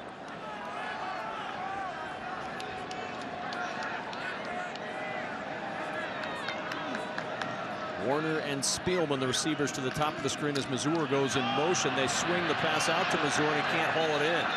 I just, for the life of me, I'm not big on that play. They're going to the trip side. They have people already out there. They motion him. He runs directly out. He's pulling defenders as he goes with him, so the numbers don't even work. Let's see if it's a forward pass, and it looked like it was. All it has to be is in front of this line, and it is. Yeah, that's exactly it. This machine doesn't work. I know, it's terrible. I don't know why that line came up there. 3rd and 7. There's Missouri again in motion. Hawkeyes bring pressure off the edge. Martinez trying to turn the corner and ran out of room. Dane Belton came in, the freshman from Tampa, Florida, with that extra pressure, and by the time Martinez got to the edge, the door was slammed shut, and the Huskers will punt it away. And then it's a one receiver route to that side. I'm not getting this right now. Okay, so you have to give him more than one option. And so by the time now he did take off and run. And so maybe that cleared the rest of it out, but it turned into a one receiver route on the top side.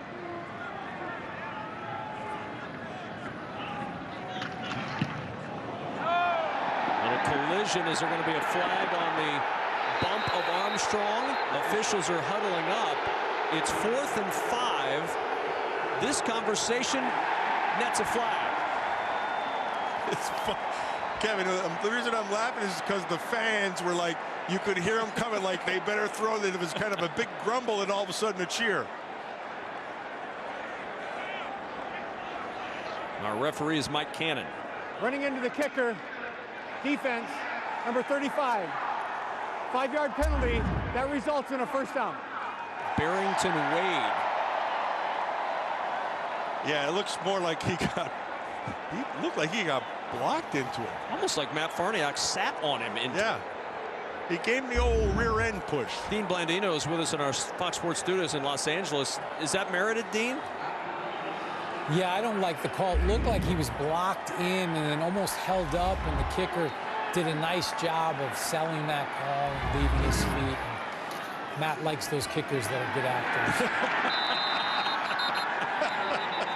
I just want somebody, as Epinesa makes a play in the backfield, I want somebody to excerpt that audio out, and I'll use it as a ringtone. Matt likes those kickers. That's all I need to hear. Matt likes those kickers. Oh, my goodness. Thanks, Dean. Dean hit it right on the head, too. That was a good acting job. Give that guy a little gold statue. What do they call those things? The Oscar? Yeah, that. Epinesa should have gotten an Oscar. That was a good play right there. No acting required on Epinesa's part.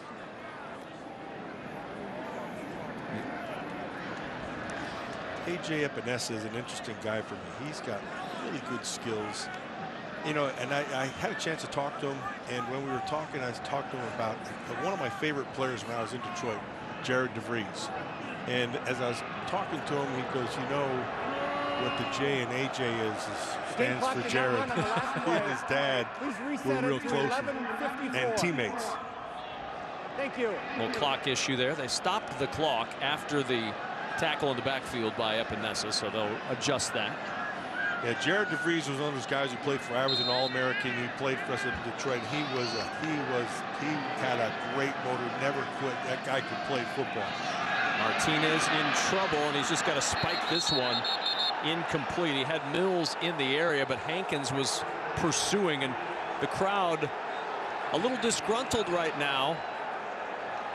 There is no intentional grounding on the play. Number 26, an eligible receiver, was in the area. Dedrick Mills is that eligible receiver. Yeah, you're going to see him right here. And so they're going to try to run a screen here to the left side. Now he's going to still be in that area. So he's just, all he's doing, he just has to be near it, and it was. That's exactly what he had to do. And he threw it down and hit the ground, and sets up this 3rd down. But it's 3rd and long. 4-man pressure from the Hawkeyes. They get to Martinez, and it's Epinesa again.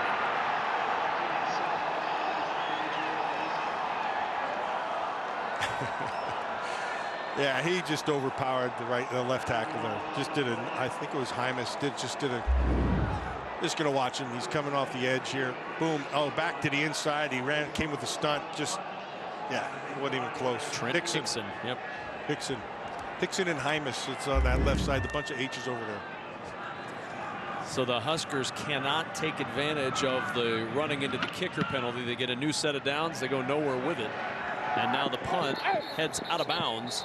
And the Hawkeyes going to work on offense with 11:01 remaining in the third. Iowa still up by 2 touchdowns. Had a good time yesterday with Jerry Donardo. We were in here on Thanksgiving Day, and we went over and just sat and watched tape for a few hours, and just the old coach came out of it, and I just absolutely loved it. I could see you two having a good time with that. Oh, yeah, that was fun. From the 29 on first down for the Hawkeyes. Goodson trying to reverse his field right into the arms of Alex Davis, who throws him for a 1-yard loss. Huskers got a weapon back earlier today. They are without that weapon right now. That's Wan'Dale Robinson. We saw him limp off towards the end of the first half. He knew he wasn't right, and now back out there in street clothes. Clearly the day done for Wan'Dale Robinson. Lisa Byington, you've got a little more on the sidelines. Yeah, well, they took his helmet away. I had noticed even towards the end of the first half as well. And just in the pregame and talking to Troy Walters, he said the one concern I have is his explosion. And as we saw today, he just didn't have it. Exactly right, Lisa. It was missing, and it's better to get him off the field. He needs to heal up. Second and 11, 4-man rush. Stanley throws wide of Sam Laporta. Darian Daniels with a little spin in the interior of that defensive line. Darian Daniels played himself a pretty good game here today. Big man, just power guy. This time he got himself a little bit of some pressure and sets up this 3rd and 11. You know, Iowa's run the football well over, for about 160 yards or so, but they haven't thrown the ball very well today. Only 39 yards passing for the Hawkeyes today. He's had a lot of time to throw. Protection's been good. 3rd and 11. Huskers rush just 3. Stanley over the middle, and that's incomplete. He was looking for Goodson. Colin Miller in the area. Caleb Tanner was also dropping back from the line. Matt kind of doing some jumping jacks in the middle. Yeah, it was man coverage, so everybody's locked up, and then Caleb Tanner was the guy sitting in the hole there just as an extra defender for any kind of crossing route. So you're going to watch and see. He's taking that drop. He's just going to sit right there. Miller does a nice job. They ran a combination coverage to that inside combination, tight end back out of the backfield. Michael Sleep Dalton to punt it away. J.D. Spielman, the deep man. Huskers bring pressure. Sleep Dalton gets rid of it. Short punt, and the fair catch made by Spielman at the 41-yard line of Nebraska. Can Nebraska muster some offense? Down 2 scores. Hawkeye fans all smiles right now. 24-10 lead over the Huskers. 10 minutes to play, 3rd quarter. And on first down, it's Dedrick Mills. Good yardage for Mills to the 47-yard line. Picks up 6 on first down. Hey, they're doing a nice job. That time the offensive line won the battle, the line of scrimmage, and Epinesa tried to get off the ball. He may end up making a tackle, but it's 2nd and 4. Those aren't tackles you like to make. You want 2nd and 9. Huskers have been in 2nd and 9 more than 2nd and 4 today. Martinez going to run it. And Martinez slides down at the 47, and the crowd grumbling a little bit as Martinez stays down after the hit from Cedric Lattimore. Yeah, Lattimore ended up putting him down. The guy who made the play really was Epinesa. Epinesa forced him to step up and get out and run. You're going to see him. See if this is a little bit on the late side. He's going down. He already started. Lattimore had already started going as he was going down, so they won't come. So it's 3rd down and 4. Mills on 3rd and 4. Trying to turn upfield. He's got the first down into Iowa territory at the 44-yard line. That guy's legit. I love the way he finished that play. And watch the end of this play. Watch how he lowers his shoulders and keeps his feet moving. Doesn't stop. Keeps on going. That's really well done, Dedrick Mills. Good job. Talking with Scott Frost, he said, it took him a while to get acclimated. He's a junior college transfer, played at Georgia Tech. Took him about a half year to get acclimated. Now he's comfortable. Martinez going deep over the middle for Spielman, and the pass incomplete. Coverage with the freshman Dane Belton on his right hip. Belton was on his hip, but a better throw, and he had 6. But I mean, it was going to have to. He'd had to drop a dime right there. But Spielman got on top of him. Martinez just misses one of the few times they pushed the ball down the field, and it's just a straight go route. 3 9s. That's what it looked like. Here's McCaffrey in. So Luke McCaffrey in at quarterback now as Martinez heads to the sideline. We've seen Vedral at quarterback. We've seen Martinez, obviously. Now we see McCaffrey at quarterback, and there's some movement on Panessa. That might be the best Oscar I've seen all year. Bart, you got to show that one. Bart's our producer down in the truck. Offside. That was hilarious. Defense. Watch this. Number 94. Watch this. Tell me this is not a flop. Second down. Oh, no.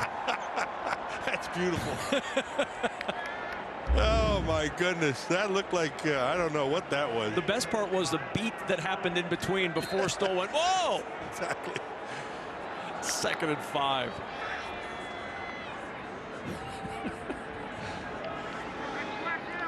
Oh, boy, that's funny. 39-yard line of Iowa. Here's McCaffrey on the run, throwing. He's got Spielman wide open. Touchdown, Nebraska.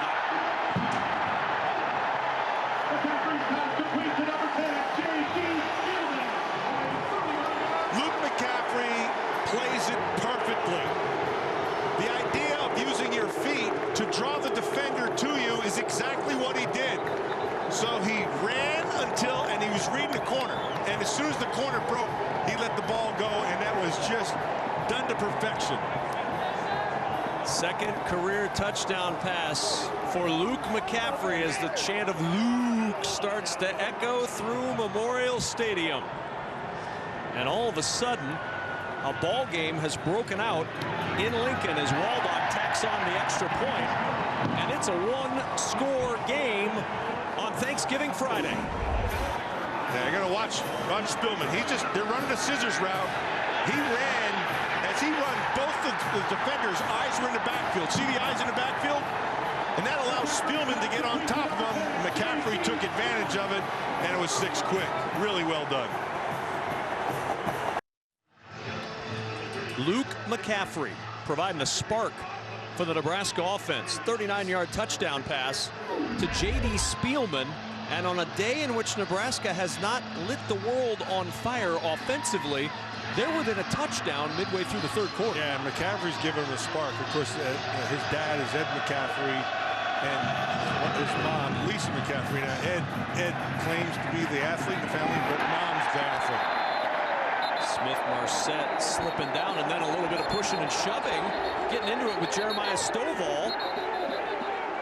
Now we've got a rivalry game. Stovall's still mad that he didn't get that down on the goal line.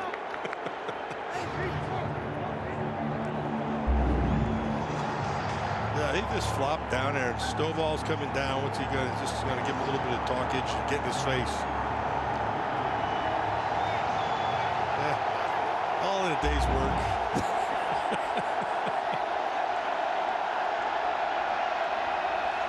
All of a sudden, the stadium has come alive.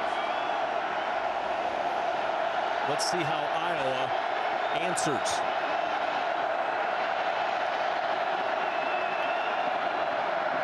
Goodson into the arms of Mo Berry, who pushes him back from the 24-yard line. Good job by Mo Berry, just being patient, not running, getting in the flow. So he stayed to the backside like he should. The nose tackle, Darian Daniels, did a good job of staying square in the front.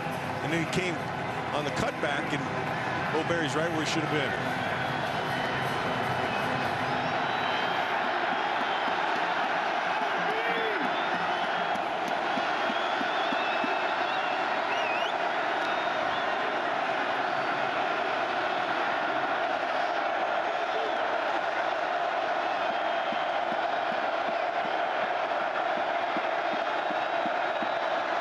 Goodson again. Goodson with a hold. Daniels there to pull him down at the 29. Brings up 3rd and 2 for the Hawkeyes. Yeah. And now a flag in late. I wonder if he didn't get a face mask on Goodson when he brought him down. Darian Daniels did a great job of coming down the line of scrimmage and making that play. Goodson's getting up slow. And watch Darian Daniels. He has him. Yeah, he's got him on a face mask. Yeah, and then it comes off, but it's a good call.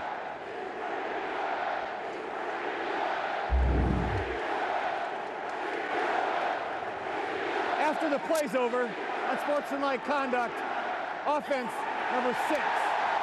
Half the distance to the goal It will be third down. That is number 6's first unsportsmanlike conduct penalty of the game. So they missed the face mask, and they call Amir Smith-Marset for an unsportsmanlike conduct, which may be stemming from the play on the kick return where he slipped down. Yeah, let's see. Here it is up top here. Let's see what goes on up there. Cam Taylor-Britt involved. Oh, Cam Taylor-Britt got a right in. He countered with the left, and they caught the left. Now we're talking.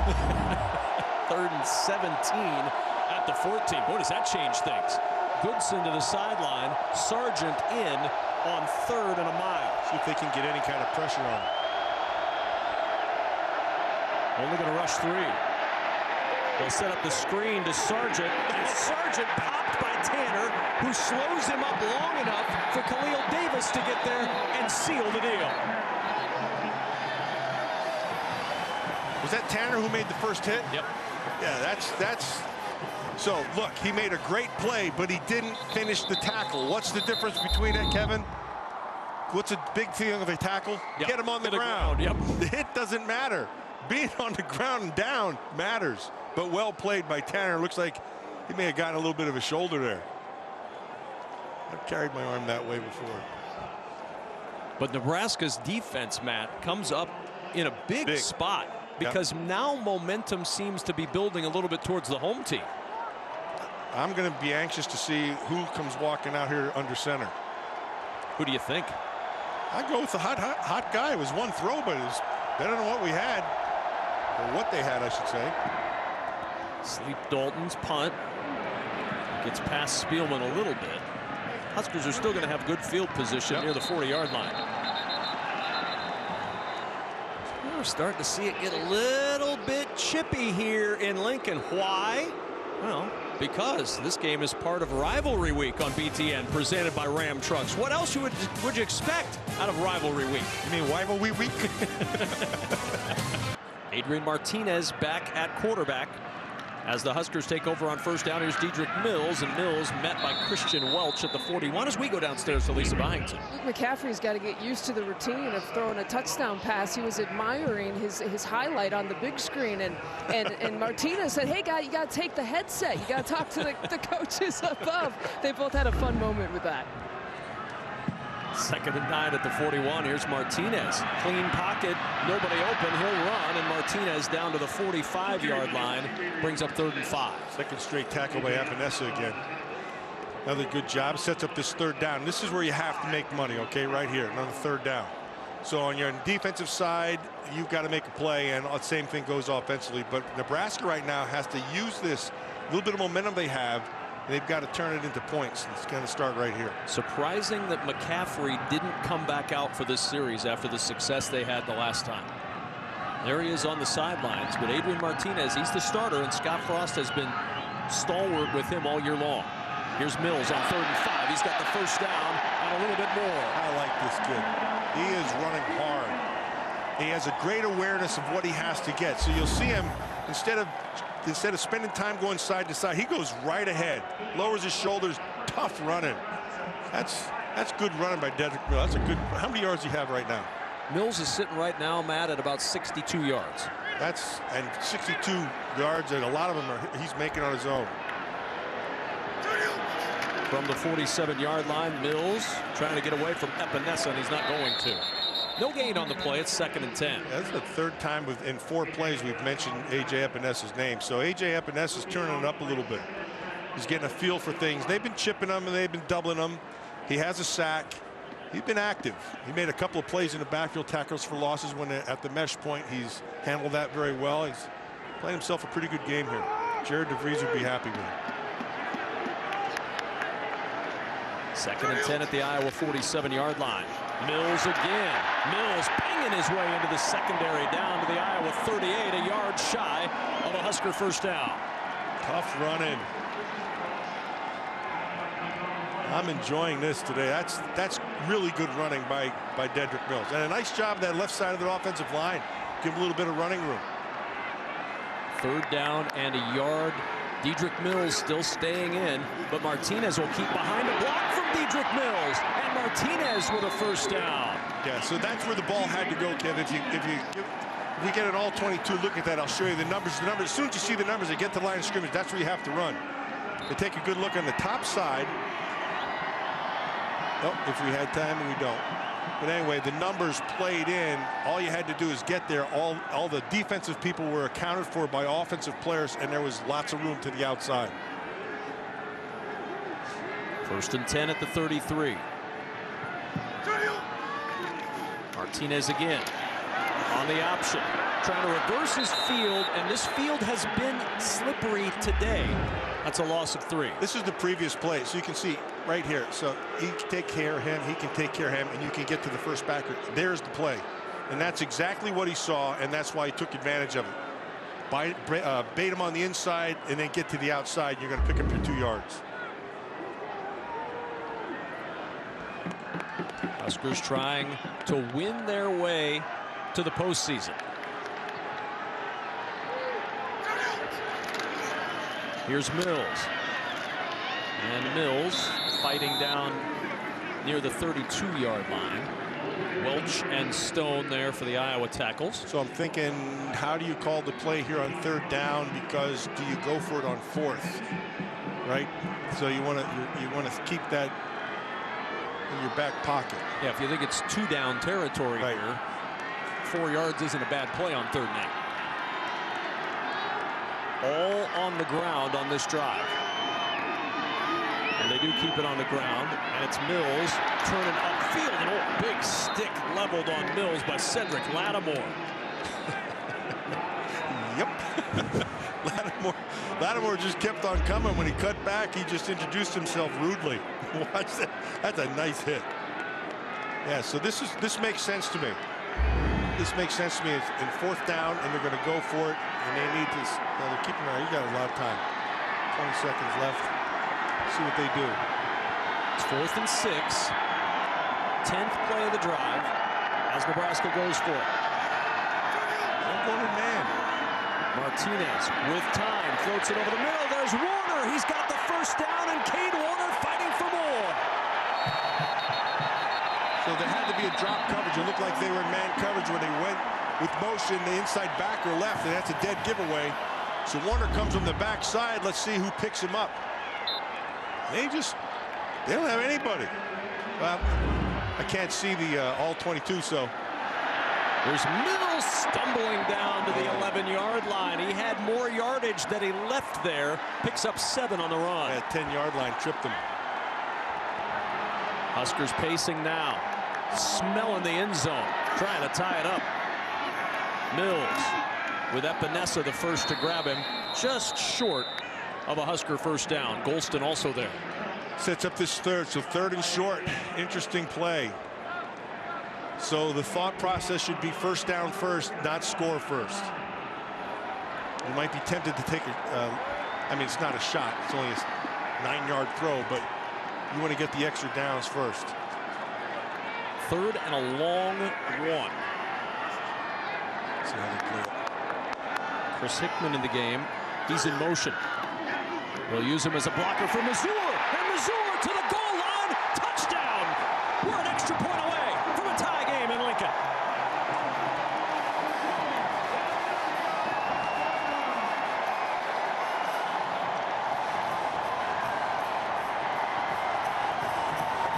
That's a nice design on the play, so you get them running both outside, thinking outside. Missouri, the run Missouri gets over the goal line. It wasn't even close. That was excellent job. Nice job up front by the offensive line as well. And here's Matt Waldock to try to tie it up, and he does. And Nebraska has come storming back. 32 seconds to go in the 3rd, and the home team even with Iowa in the Heroes game. And Wyatt Mazur with his 1st touchdown of the season. Not a bad time for it as far as Scott Frost is concerned. So you asked the question, you know, in the 1st half, does he have him on the right track? There's your answer. He's almost there. Usually to turn a program around, Kevin, it takes, until you establish everything, it takes a good 5 years. He's certainly way on his way, rather. Really well done. Well, let's check in with the Aflac Duck for the Aflac Trivia Quiz. Aflac. Nebraska's played in every day after Thanksgiving game since 1990. Which team do they have the most wins against during that span on the day after Thanksgiving? So we'll give you the answer, although you may already know it, coming up. Every time I think of Nebraska, I think Oklahoma, Nebraska, the big game. I think of Johnny Rogers. It was always the big one. Short kickoff, fielded at the 20, out to the 30, and down to the 32-yard line goes Monty Potabom. Let's take a look at the house they built by Rocket Mortgage by Quicken Loans. J.D. Spielman climbing the list in Nebraska's career receiving yards. Spielman third all-time. Now remember, J.D. Spielman's just a junior. He's got another year to go, so J.D. Spielman seems certainly on track to be Nebraska's all-time leading receiver by a long, long way. And he's tough, too. He's a tough little guy, man. He plays with everything. He brings everything. The disparity in the third quarter is startling. 131 yards for Nebraska, 6 for Iowa. Stanley facing four-man pressure. Floats it over the left side. Got a man open and dropped by Tyrone Tracy. Oh, that's a great play right there by Cam Taylor-Britt. He knocked the ball out. Watch this. Watch his head. Oh, no, no, no. It went through his hands. Went through his. That's a nice play by his right knee. Defensively. That went right through his hands. Every single person in the state of Nebraska wearing scarlet and cream exhaled as that ball slipped through the hands of Tyrone Tracy. 2nd and 10 at the 32. Nothing doing for Mekhi Sargent. Alex Davis leading a charge. And speaking of charge, the black shirts are charged up right now, Matt Millen. Yeah, they're fired up. Darian Daniels in the middle of that defense. He has not given an inch all game long. The third quarter comes to an end in Lincoln with a win. The Huskers are going bowling, trying to rally in the fourth to make that happen.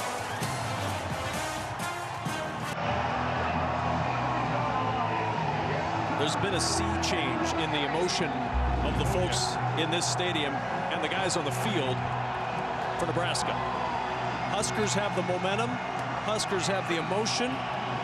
Iowa's got to try to right the ship. The Hawkeyes have run just 8 plays in the second half. 2 3-and-outs and 2 plays on this drive. The third play starts the fourth quarter. It's 3rd and 9.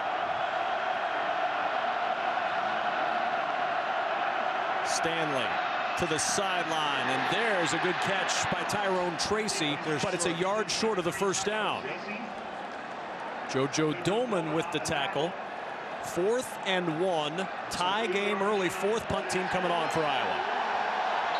He got off the field. That's big.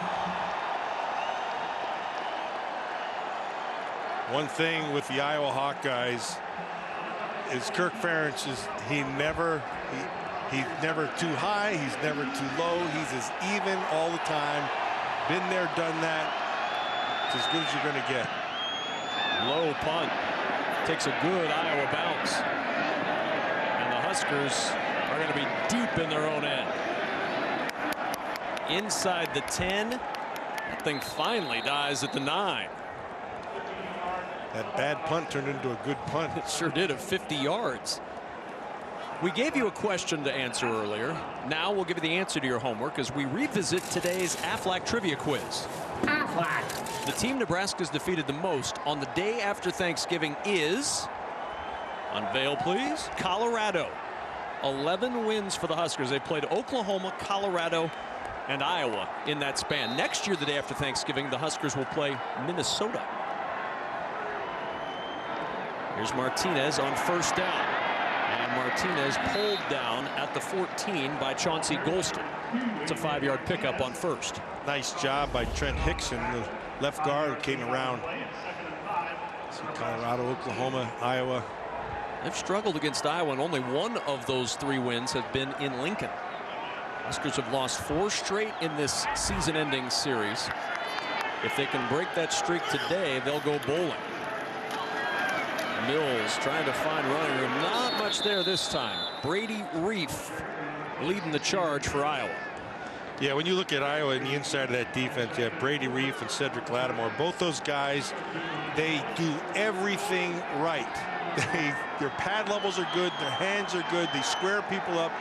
They're two-gapping for those people who understand what two-gapping means. It's not an easy thing to do. So you're controlling the guy across from you and allowing the backers behind you to make the plays. And every now and then you'll make a tackle. For those that don't, can you sum up two-gapping in 5 seconds? No, it's too much. I'd have to show you. 3rd and 3 for Nebraska. Martinez to keep. Trying to get to the edge and well defended by Dane Belton, the freshman. Yeah, Belton didn't go for it at all. And he kept his leverage to the outside. He wasn't going to get run over, and then he just took a nice angle and got him out of bounds. Watch Dane Belton. He's going to drop down. Now here, right here, perfect. Cat and mouse, take the angle. Really well played. He was coached well in high school. Jesuit high school product, Tampa, Florida. True freshman. It's a good play. Yeah, he's been a real find for Phil Parker on that defensive side. They've got some young guys in the backfield. He's one of them who's played well.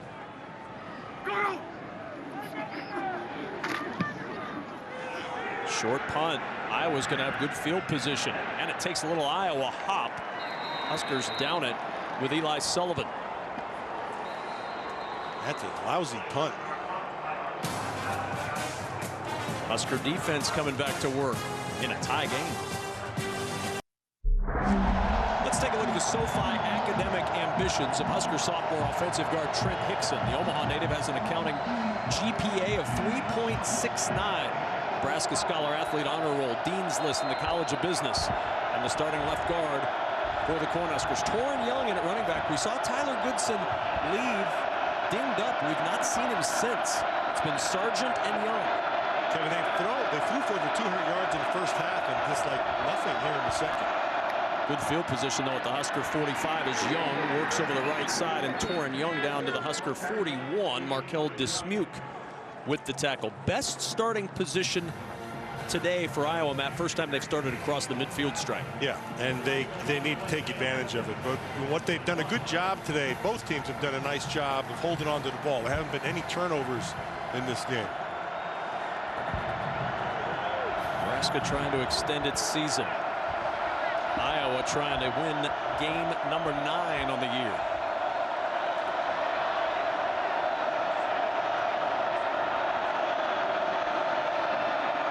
Stanley floating it for his tight end Byer, and he cannot connect. Alex Davis running in coverage. Yeah, Byer got on top of Davis, and so he tried to put a little touch on the ball and just missed him. Just missed him by a little bit. You're going to see right up here in the top. You see Davis 22 and Byer 42. And that's a nice little touch pass. Just a little bit too long. Sets up this third down. It's a big third down here for this Nebraska team. Stanley 7 of 18, just 46 yards for the quarterback, Nate Stanley. See the motion comes across and they just bump it over. It tells you it's going to be a zone. 4-man pressure. Stanley trying to elude the rush. Tripped up. It's Ben Stille who caught him short of the first down. JoJo Doman did a really nice job. So they played a zone and they matched against Smith-Marset. So everybody's dropping in the zone, and Doman's the guy who got on his horse and ran with him, and you can see Nate Stanley limping off the field there. Oh boy.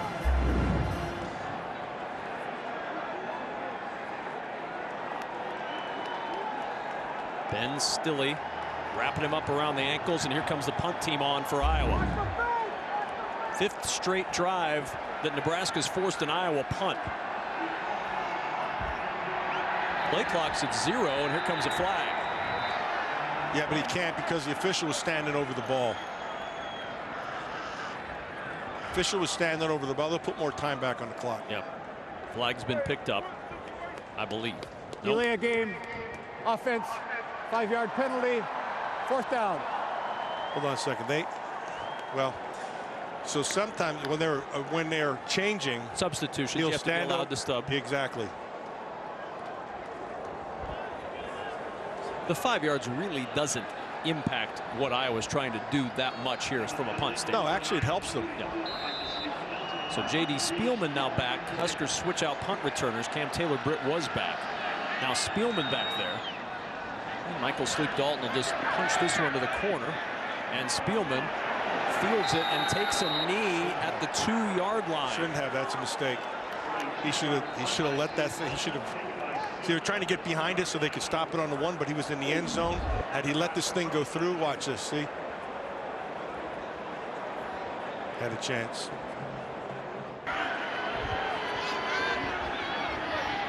First down and 10 at the 2-yard line. Huskers deep in their own end after a beautifully executed punt by Michael Sleep-Dalton. Spielman down it at the 2. Looked like Iowa may have been able to down it at the 1. Either way, Huskers deep in their own end, and they'll start with Dedrick Mills. And Mills gets a little breathing room to the 5. Chauncey Golston with the tackle. There's been a sea change in this game, Matt. First quarter, 191-44 in favor of Iowa from a yardage standpoint. Since then, it's been all Nebraska. It really has. And they've been running the ball exceptionally well, and they've been throwing the ball with different people. With mixed success. Yes. 2nd and 7 at the 5. Mills again, and Mills blasted by Christian Welch. Well done by Welch. That's a good read. He attacked it at the line of scrimmage and got him. Because had he been able to get out of that, he was starting his slide to the right. There was room on the right side to be able to get some yardage and set up this 3rd and 8. And this series is critical. Iowa chose to play the field position game, and a defensive stop here would make that a game-winning potential move. Which makes this down right here a big down.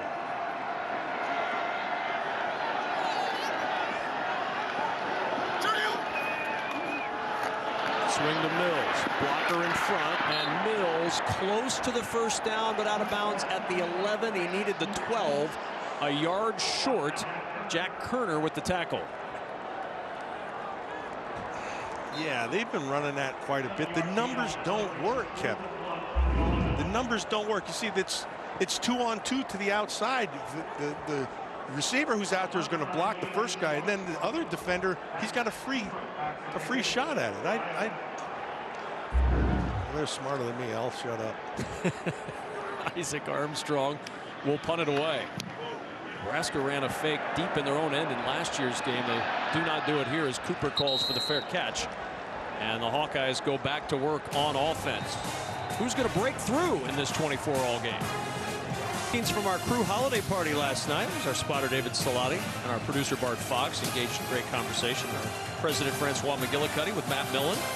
The crew, one of my favorite groups of people that we've ever worked with, Matt. They're just terrific. Really enjoyed their company all year long and got the chance to break bread with them last night on Thanksgiving. 1st and 10 at the 47-yard line. Stanley back out there off the play fake, throws it short to his tight end Laporta, and Sam Laporta fighting for yardage into Nebraska territory at the 46-yard line. Nate Stanley back out there for more on that. Let's go down to Lisa Byington. Yeah, he looked pretty good on that rollout. I wasn't sure how good he would look on the move because he was really favoring that right leg. He spent the entire series in the medical tent, but he could have took a couple drop steps, planted his foot, and immediately told the coaching staff that he'd be good to go. Well, they need him out there. And there he is, trying to lead Iowa to a 4th quarter win.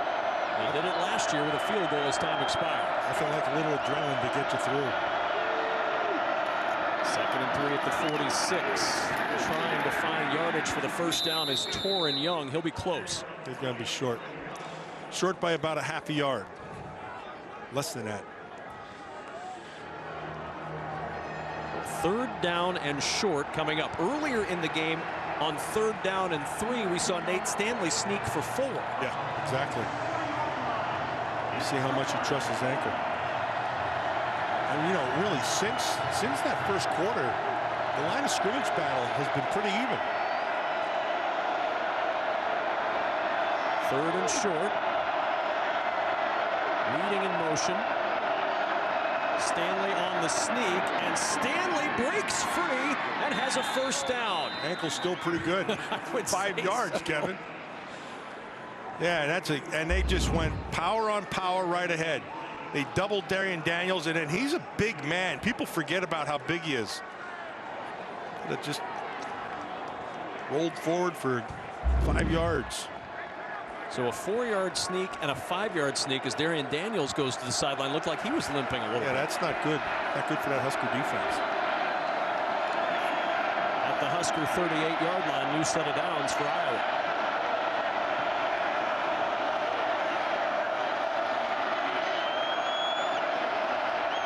And a timeout used by the Hawkeyes. First for either team in this second half. 7:05 to play in Lincoln.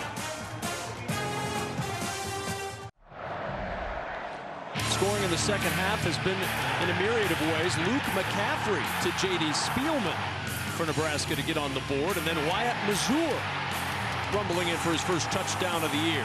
And the Huskers have come all the way back to tie this ball game at 24 apiece, but the Iowa Hawkeyes, with 7:05 remaining in the game, in a tie game, 1st and 10 at the Nebraska 38-yard line. You can catch the T-Mobile BTN kickoff concert featuring Fall Out Boy live from downtown Indy next Friday, December 6th, as part of Big Ten Championship Weekend. Register for your free ticket at btn.com/kickoff-concert. And Nebraska's black shirts come up with one more stop in this fourth quarter to give their offense a chance at a win that would extend Nebraska's season.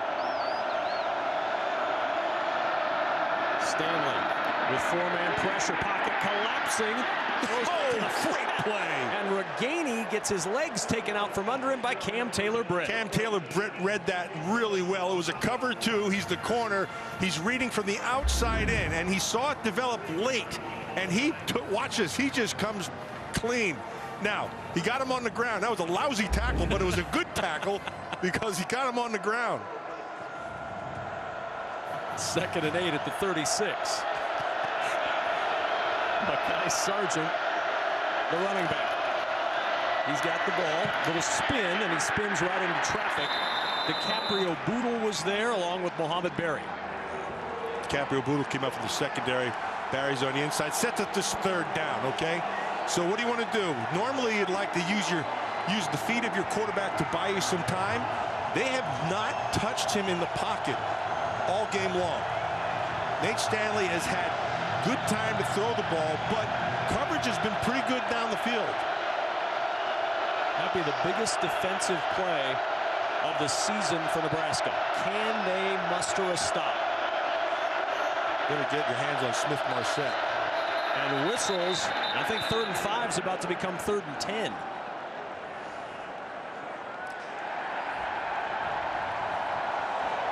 Full start, offense, number 68. Paulson. 5-yard penalty, 3rd down. Landon Paulson flinched early. Now 3rd and 10, the 6th Iowa penalty. Now you're going to see a little flinchage right inside. See that he just a little bit too much of an early start. Smith Marset was set down low, and it looked like he was running a deep crossing route. They take time to develop, but you can use your speed laterally, and he can see the change. Let's see if they do it again. Where is he?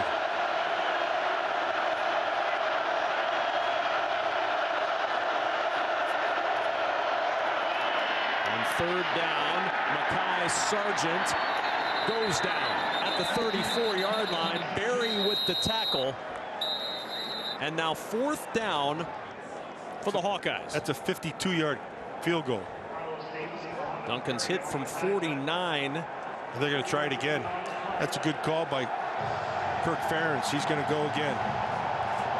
They've been good on 4th down this year, Matt. 14 of 20 on 4th down. This is 4th and 6. Quarterback sneak for 7. We've seen Nate Stanley sneaking for 4 and for 5. Keep your eye on Smith Marset. And they're going to have to use a timeout. That play clock was down to 1. So 1 timeout remains for the Hawkeyes, and it's 4th and 6 for Iowa. Right, big play right here. Big down, big play. So let's set the scene. They haven't really got, the Husker defense has not really gotten pressure on Nate Stanley all game long. So Iowa feels good about throwing from the pocket. And so when you have that kind of time, you want to try to use speed. So speed in a shortened field doesn't really work, but it does work on a crossing route. That's where you can use your speed and run away from people. And if you get a little bit of time, that sounds like Smith-Marset. Matt, we saw Darian Daniels limp off earlier in the drive. He stays on the sideline now for Nebraska as they bring their defense out. 4th and 6. The one guy who might be able to get there is Stilley.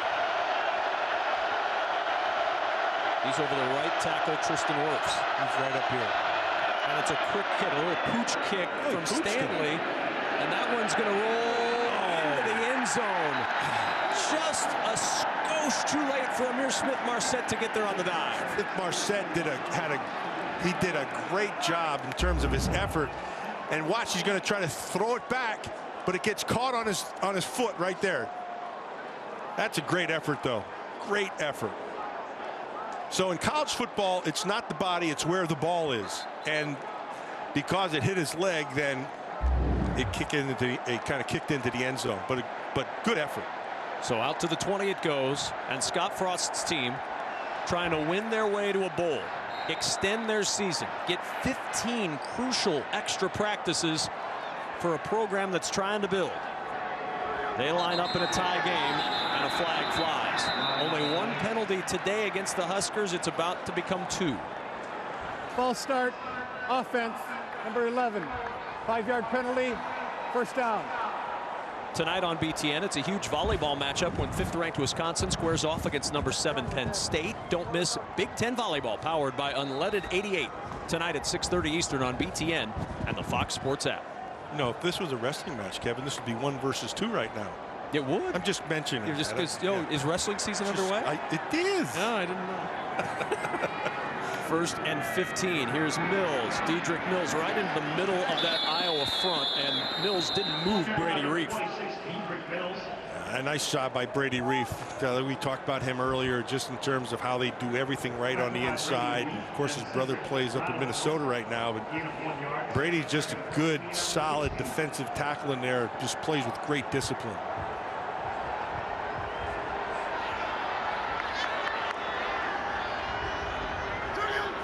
Second and 14. Martinez wants to throw, and he threw that one away. Set his feet, but the coverage was there. There was really no place to go. It sets up this 3rd and long.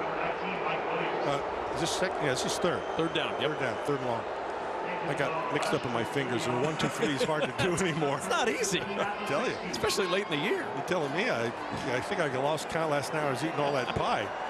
You only had 4 slices. Shh, don't tell my wife is listening. They say it's heart healthy. 3rd and 14. Epinesa providing the pressure, and he provides the sack. That's what you need. Great players make big plays at big times of the game. That's when they show up. And Epinesa just showed up. Just coming off the ball, working on Hickson, and then so part of that is on the coverage. There's a long time to throw that football. They needed it, but Epinesa came through. So the Huskers do nothing. Now we'll punt it away to Max Cooper.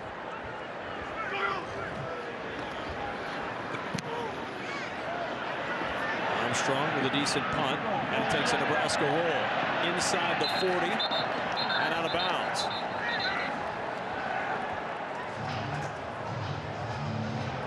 .3:14 to go in this one. Tonight on BTN, Big Ten basketball comes your way when Caleb Wesson leads the 10th-ranked Buckeyes into action against Morgan State. It all tips off tonight at 9 Eastern on BTN and the Fox Sports app. So the Hawkeyes with 1 timeout remaining, Matt. Eric Chinander's defense looking for 1 more stop as Iowa starts on its own 37.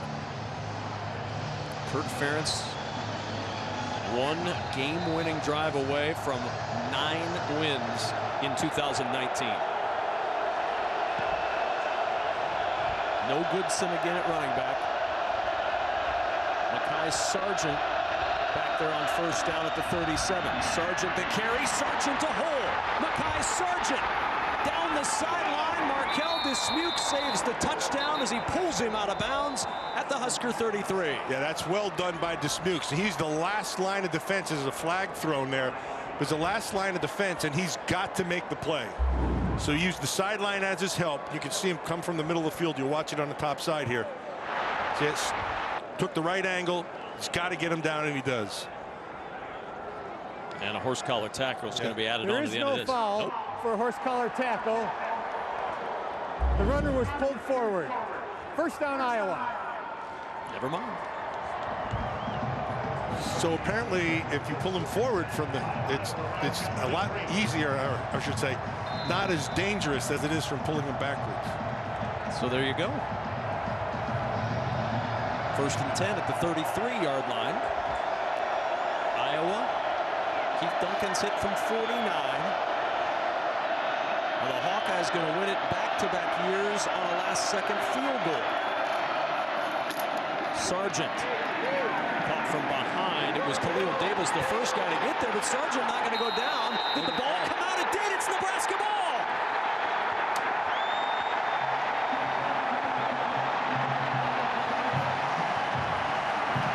So they were going to play the scrum game and get the good push. They didn't blow the whistle. They kept it going, and in that process, somebody yanked the ball out.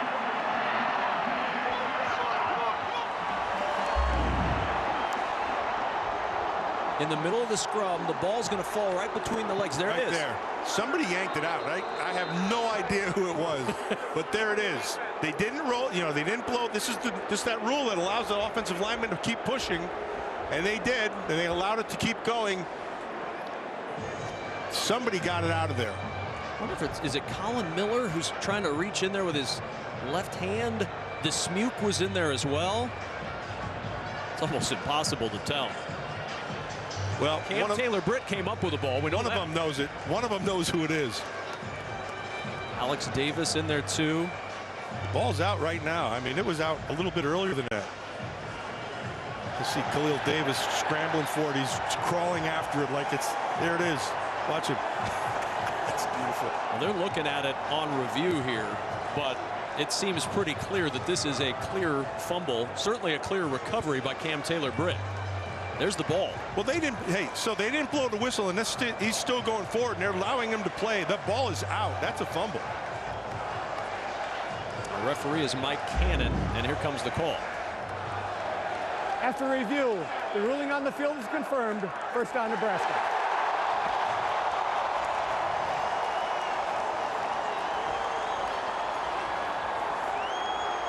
In a 5-6 year, there haven't been a lot of breaks that have gone Nebraska's way.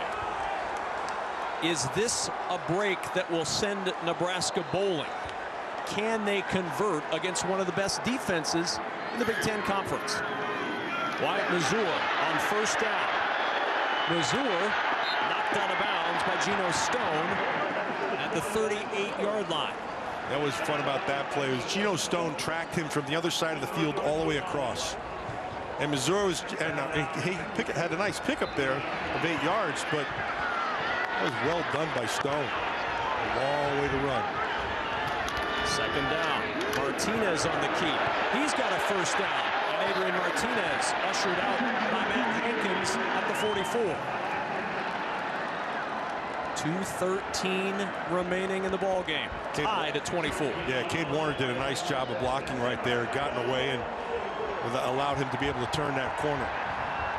So everything here is going to be 4 down. So it's not the ball. They're not giving the ball up until they turn it over in downs or they score. Mazur ran into Epinesa, and that was the end of that play. A yard is all for Wyatt Mazur. Clock continuing to run, 1:48 and counting. Here comes Luke McCaffrey. Wow. McCaffrey in on second down on a potential game-winning drive. Plenty of time, 24 seconds on the clock, running down out of 20. He doesn't know what they're doing out there. Stoll. Here we go. They're changing personnel. Still time on the play clock. Yep. Game clock down to 1:20. He's going to stop. He's going to allow him to make a change. McCaffrey on the roll. Got him. He wanted him. Didn't throw. Now going to run. McCaffrey And McCaffrey yanked down by Geno Stone at the 49-yard line. A lot of time came off the clock during that play. He had him on the time. Here comes a flag. A late flag way at the end of the play. Well, he was reaching for it. It wasn't that late. He saw it. He didn't get to throw it. Yeah.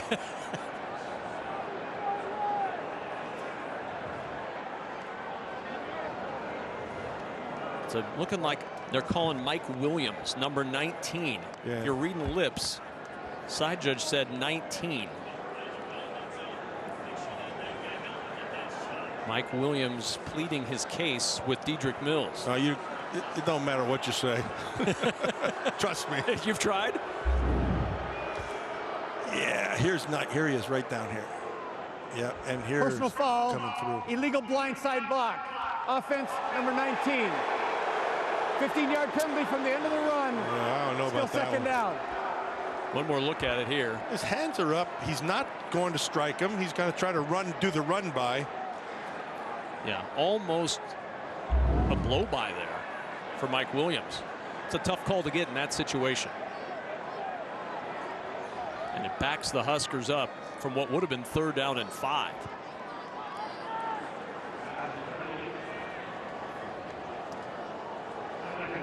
Second down and 20 now for Nebraska. Martinez back in.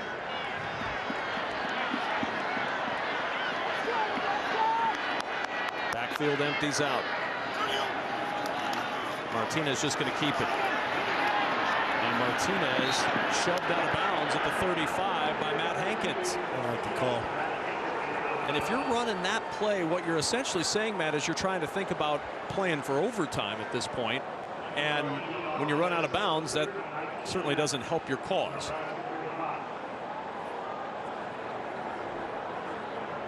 Clock stops with 45 seconds to go, and Nebraska's got some work to do, or Iowa's going to get the football back. Now, they'd have a long way to go, one would think. They got 45 seconds left to go, so this one's probably going to go to 0-2. Mazur on 3rd down and a mile, down at the 39-yard line. And timeout used by Iowa. They call their final timeout. 40 seconds to go. Tie game at 24. Iowa, the 3rd and final timeout of the half. This will be a 30-second timeout. Please reset the game clock to 41 seconds. 4-1. Thank you.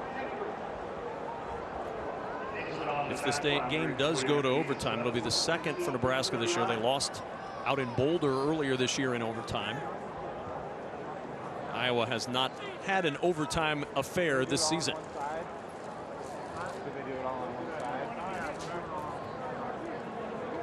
41 seconds to go in the 4th.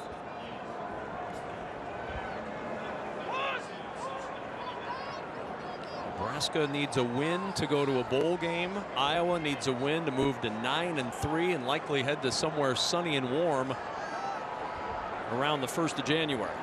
That would be like central Nebraska. Yes, exactly. It's way warmer out there. Isaac Armstrong with Max Cooper back. Cooper will clear out of the way. Takes a little Nebraska roll and out of bounds near the 26-yard line. So no timeouts, 32 seconds. Ball at your own 26-yard line. What you do have is a quarterback with a big arm. He can make these throws here. He's been well protected, but they've also been well covered. Also have a kicker who has hit 28 field goals and is a Lou Groza Award finalist in Keith Duncan. They're going to need some yardage to give him a shot. Nebraska's defense has 1 pick-6 today. Iowa has no timeouts.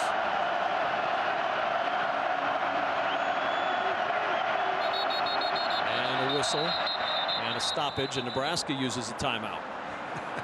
You see Darian Daniels, he was so excited to get back Charge to the quarterback. timeout. Nebraska, their first. This will be a 30-second timeout.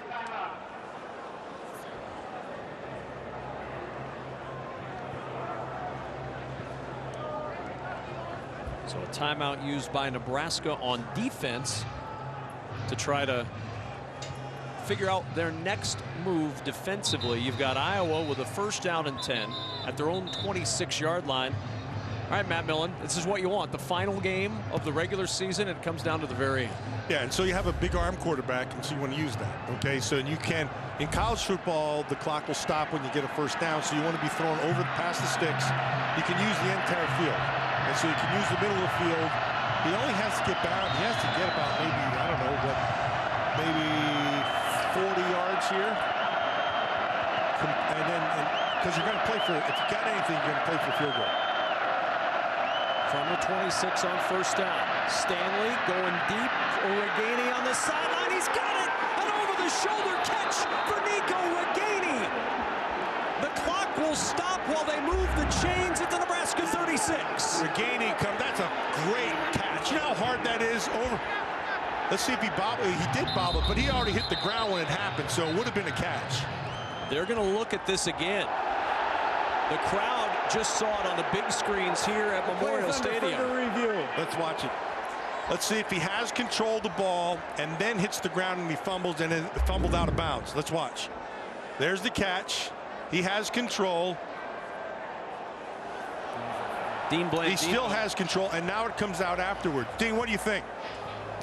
Yeah, the key is he has to hold on to the ball when he hits the ground, which it looks like he does. Watch, control. He's got it in his right hand. He maintains control when he hits the ground. Now, as he starts to roll over, he's going to lose the football. To me, this is a catch. It should stay a catch in replay. Right, I agree with you. Ruled a catch on the field. A couple more looks at this one. Did it bobble at all on the first roll? Watch again. Another look. Catch, control. Puts it away. Has it. Starts to come out right there as he rolls. Dean, you've had a couple more looks at this. What do you see? That's going to be the question again. If he loses the ball as part of that roll after initially hitting the ground, it's a catch. If he loses control when he hits the ground, it's an incomplete pass, and that's going to be the question. Again, I still think he may have it as he starts to roll. The notepad is out, Dean Blandino. Does that mean anything to you?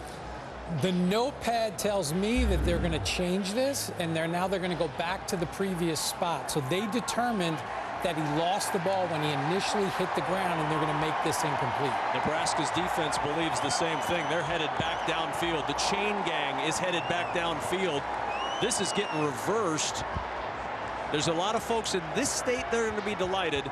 There's folks across the river from Council Bluffs all the way to the Quad Cities in the state of Iowa that are going to be very unhappy with what's about to happen here. What I liked is they did exactly what they should have done. That's a big throw from a big arm player and a great catch. Well, I guess they're not going to call it a catch anymore. Here's the official ruling. After review, the receiver did not complete the process of a catch. It's an incomplete pass. It'll be 2nd down and 10, the 26-yard line. Please reset the game clock to 27 seconds. 2-7. Wow. Thank you. That's a giant break for Nebraska and a real gut punch for Kirk Ferentz and the Iowa Hawkeyes. But all you have to do is do it one more time, right? It's easy. Oh, that's it. Just lob it up. 2nd down and 10. Yeah, so depending on what happens here, Kevin, they would kick it. If Nebraska stops them here, that gives you 3rd down. Let's see what happens if they don't take some timeouts. 2 left for the Huskers.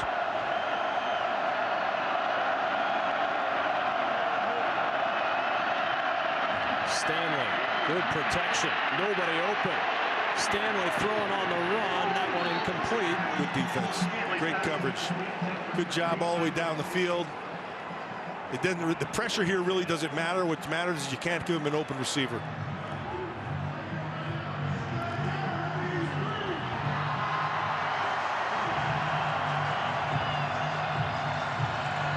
Third down and 10.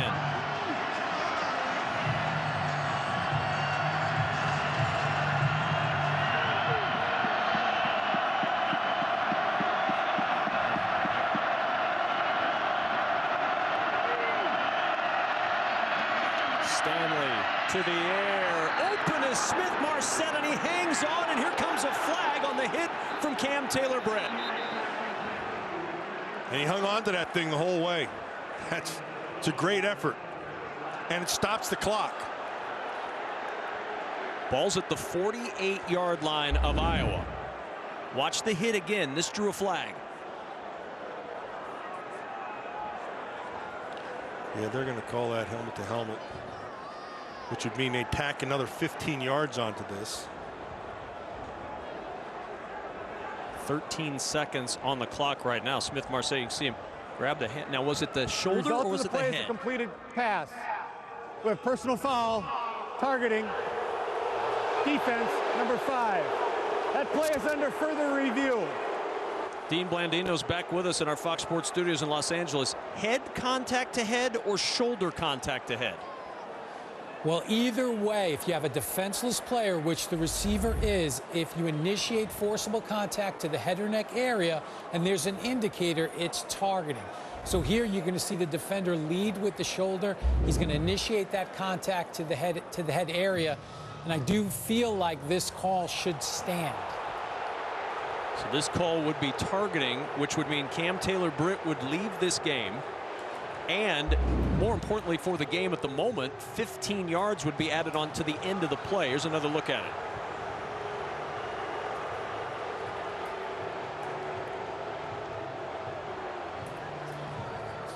So Cam Taylor-Britt called for targeting, and Scott Frost's reaction on the sidelines. He knows. Here's the call from Mike Cannon, our referee. After review, there is no foul for targeting. It's a completed pass, first down. That's a huge no call. Dean Blandino, why would that not be targeting? Well, they're re-officiating the play, and they have to confirm all elements. So obviously they felt they couldn't determine that the contact was to the head or neck area. It certainly looked like there was contact to the head. All right, Dean, thanks very much. Changes what happens here for Iowa, too. They have no timeouts. 13 seconds remaining. And Stanley to the air over the middle. He's got Laporta, his tight end, who's down at the 29-yard line. They have to kill it right here. Everybody's got to get lined up, and they are. And now we've got a stoppage in play. Because the chains are... No, it was the defenders. See, they were trying to get it to stop, and the defenders were trying to get in the way. So the official stepped in, the umpire stepped in and say, look, you can't do that. 6 seconds remain in regulation, and Iowa's going to have a chance to win it for the second straight year with a field goal. Please reset the game clock to 7 seconds. Thank you.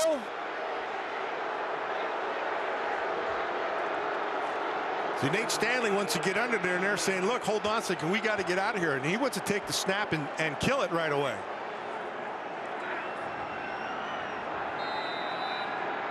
Clock moves. Stanley snaps it, spikes it. And now Keith Duncan with a chance at his second game-winning field goal of the year. He hit one with 4:51 remaining to beat Iowa State earlier this year, 18-17. So Kevin, the two elements that we talked about with 32 seconds to go, they all played into this whole thing. So the big arm quarterback, he can make all the throws, and he can make deep throws, and no pressure from that Nebraska defense. And because of that, we're going to have this attempt of 47 or 48 yards. Huskers have 2 timeouts remaining, and Scott Frost will use one right here. It's a 48-yard try when they get the kick Charge off. timeout. Nebraska, their second. This will be a 30-second timeout. Now what you want to try to do is try to get your taller guys in here, because of a longer field goal, the trajectory is just a little bit lower. So you saw Scott Frost a moment ago talking with Austin Allen, who happens to stand, Matt, at 6'8". Yeah, I played with a guy, I don't know if he set the record or not, but we blocked a lot of field goals, Ted Hendricks. He just had a knack for it. Well, as Iowa gets lined up for this last second field goal, I just want to say a quick thank you to our entire crew. We've been with them all year long. They've done a great job each week. Pictures and sounds. Thanks to all of them. One more picture to take here. 48-yard try for Keith Duncan. Nebraska does have one timeout left. The snap is down. The kick is on the way by Duncan, and there was a timeout first. The timeout was called before the kick. Charge timeout, That's Nebraska. Their third and final timeout. This will be a 1-minute timeout. Let's see what Mr. Duncan can do with this one. That one right down the middle. Oh, he did. He drilled it. But, hey, it didn't matter. It didn't count. Now it matters. Nobody's got a timeout left. Iowa trying to win their 5th straight game against Nebraska. And in rivalry week, what would you rather do, Matt, than end the season of one of your rivals? Which is what Iowa can do if Keith Duncan hits this field goal here. 48-yard try for the lead. 6 seconds to go.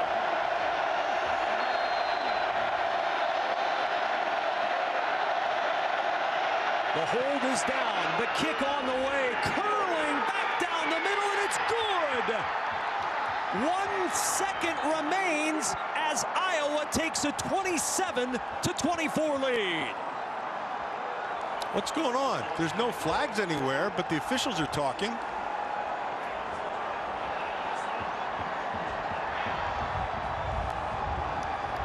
Perhaps just solidifying dinner reservations, because there's no reason for anything else to stop. That was odd, wasn't it? They all just huddled up immediately. But it does nothing to take away from what Keith Duncan has just done. He drilled that thing under a lot of pressure, Kevin. That's a big-time kick. Scott is very unhappy on the Nebraska sidelines.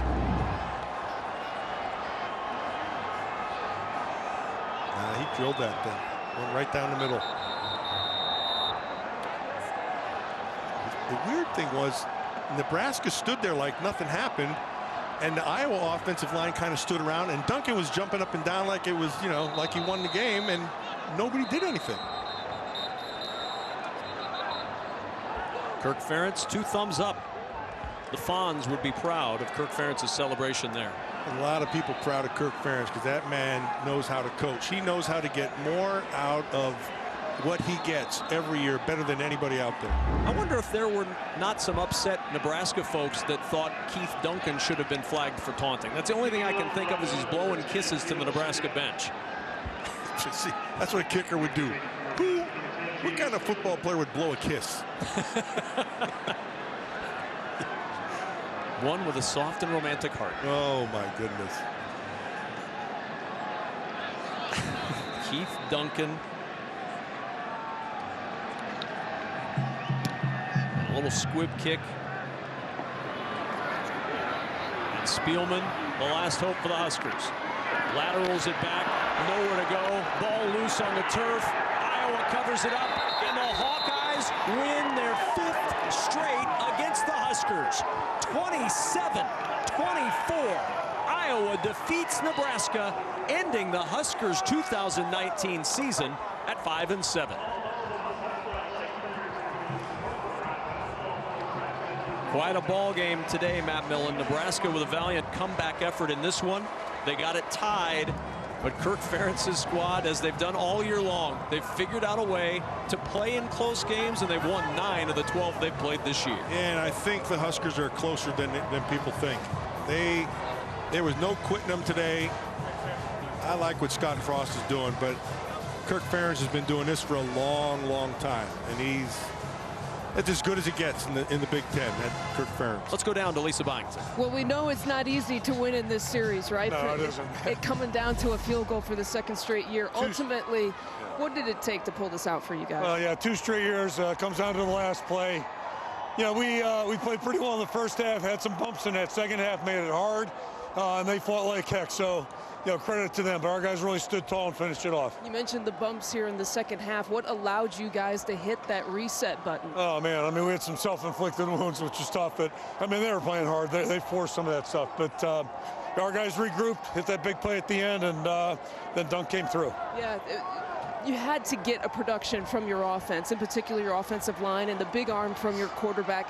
What can you say about the execution when it counted most? Well, you know, it's just great to win. I mean, everything was tough today, especially in that second half. It wasn't going well for us. We kept fighting. Yeah, it looked like we were in good shape. Ball came out. Makai's such a great young man, but, you know, got it down there. Great shot to Laporta or whatever his name is, that freshman kid. And, you know, Dunk did the rest. You got a lot of those freshman kids, right? We do. Thank you for the time. Thanks, Lisa. Thank you. A very happy Thanksgiving for the folks in black and gold as they have won the Heroes Trophy for the 5th consecutive year. And Kevin, the guy we talked about had to be consistent was Nate Stanley, and he was consistent when he had to be. Least, what do you got? Well, Keith Duncan, you got to take us through a kick in kind of some challenging conditions here tonight. So take us through it. Yeah, I think I was talking to you before the game about the conditions. I preferred going that way, and we set it up. You know, coming out of half, we prefer going that way too. So we got what we wanted. You know, it's perfect spot right down the middle. We did a great job in our 2-minute drill. Fortunate circumstances, and we knocked it through. So take us through the mentality as you're getting prepared. You know it's probably going to come down to you and your leg. How did you get ready for that moment? Yeah, I figured it was going to be coming down to a field goal. So just staying loose, having a song in your head, having fun, you know, praying a little bit. You know, I'm a really big man of faith, so I'm happy that went through, and, you know, all praise to God. Be a happy ride home. Thank you for the time. Thank you very much. Well, he's had a historic year as far as made field goals, but none will feel better than that one to put away a big win over Nebraska. Now Iowa looks like a team poised for either the Holiday Bowl or the Citrus Bowl. 2 destinations, Matt, that in late December and early January are going to feel pretty good to Hawkeye fans. Yeah. Well, I mean, they could go to the Texas Bowl for that matter to get out of that weather. But yeah, they look, it was a hard-fought game. It could have gone either way. It ended up going to Iowa, and congratulations to them.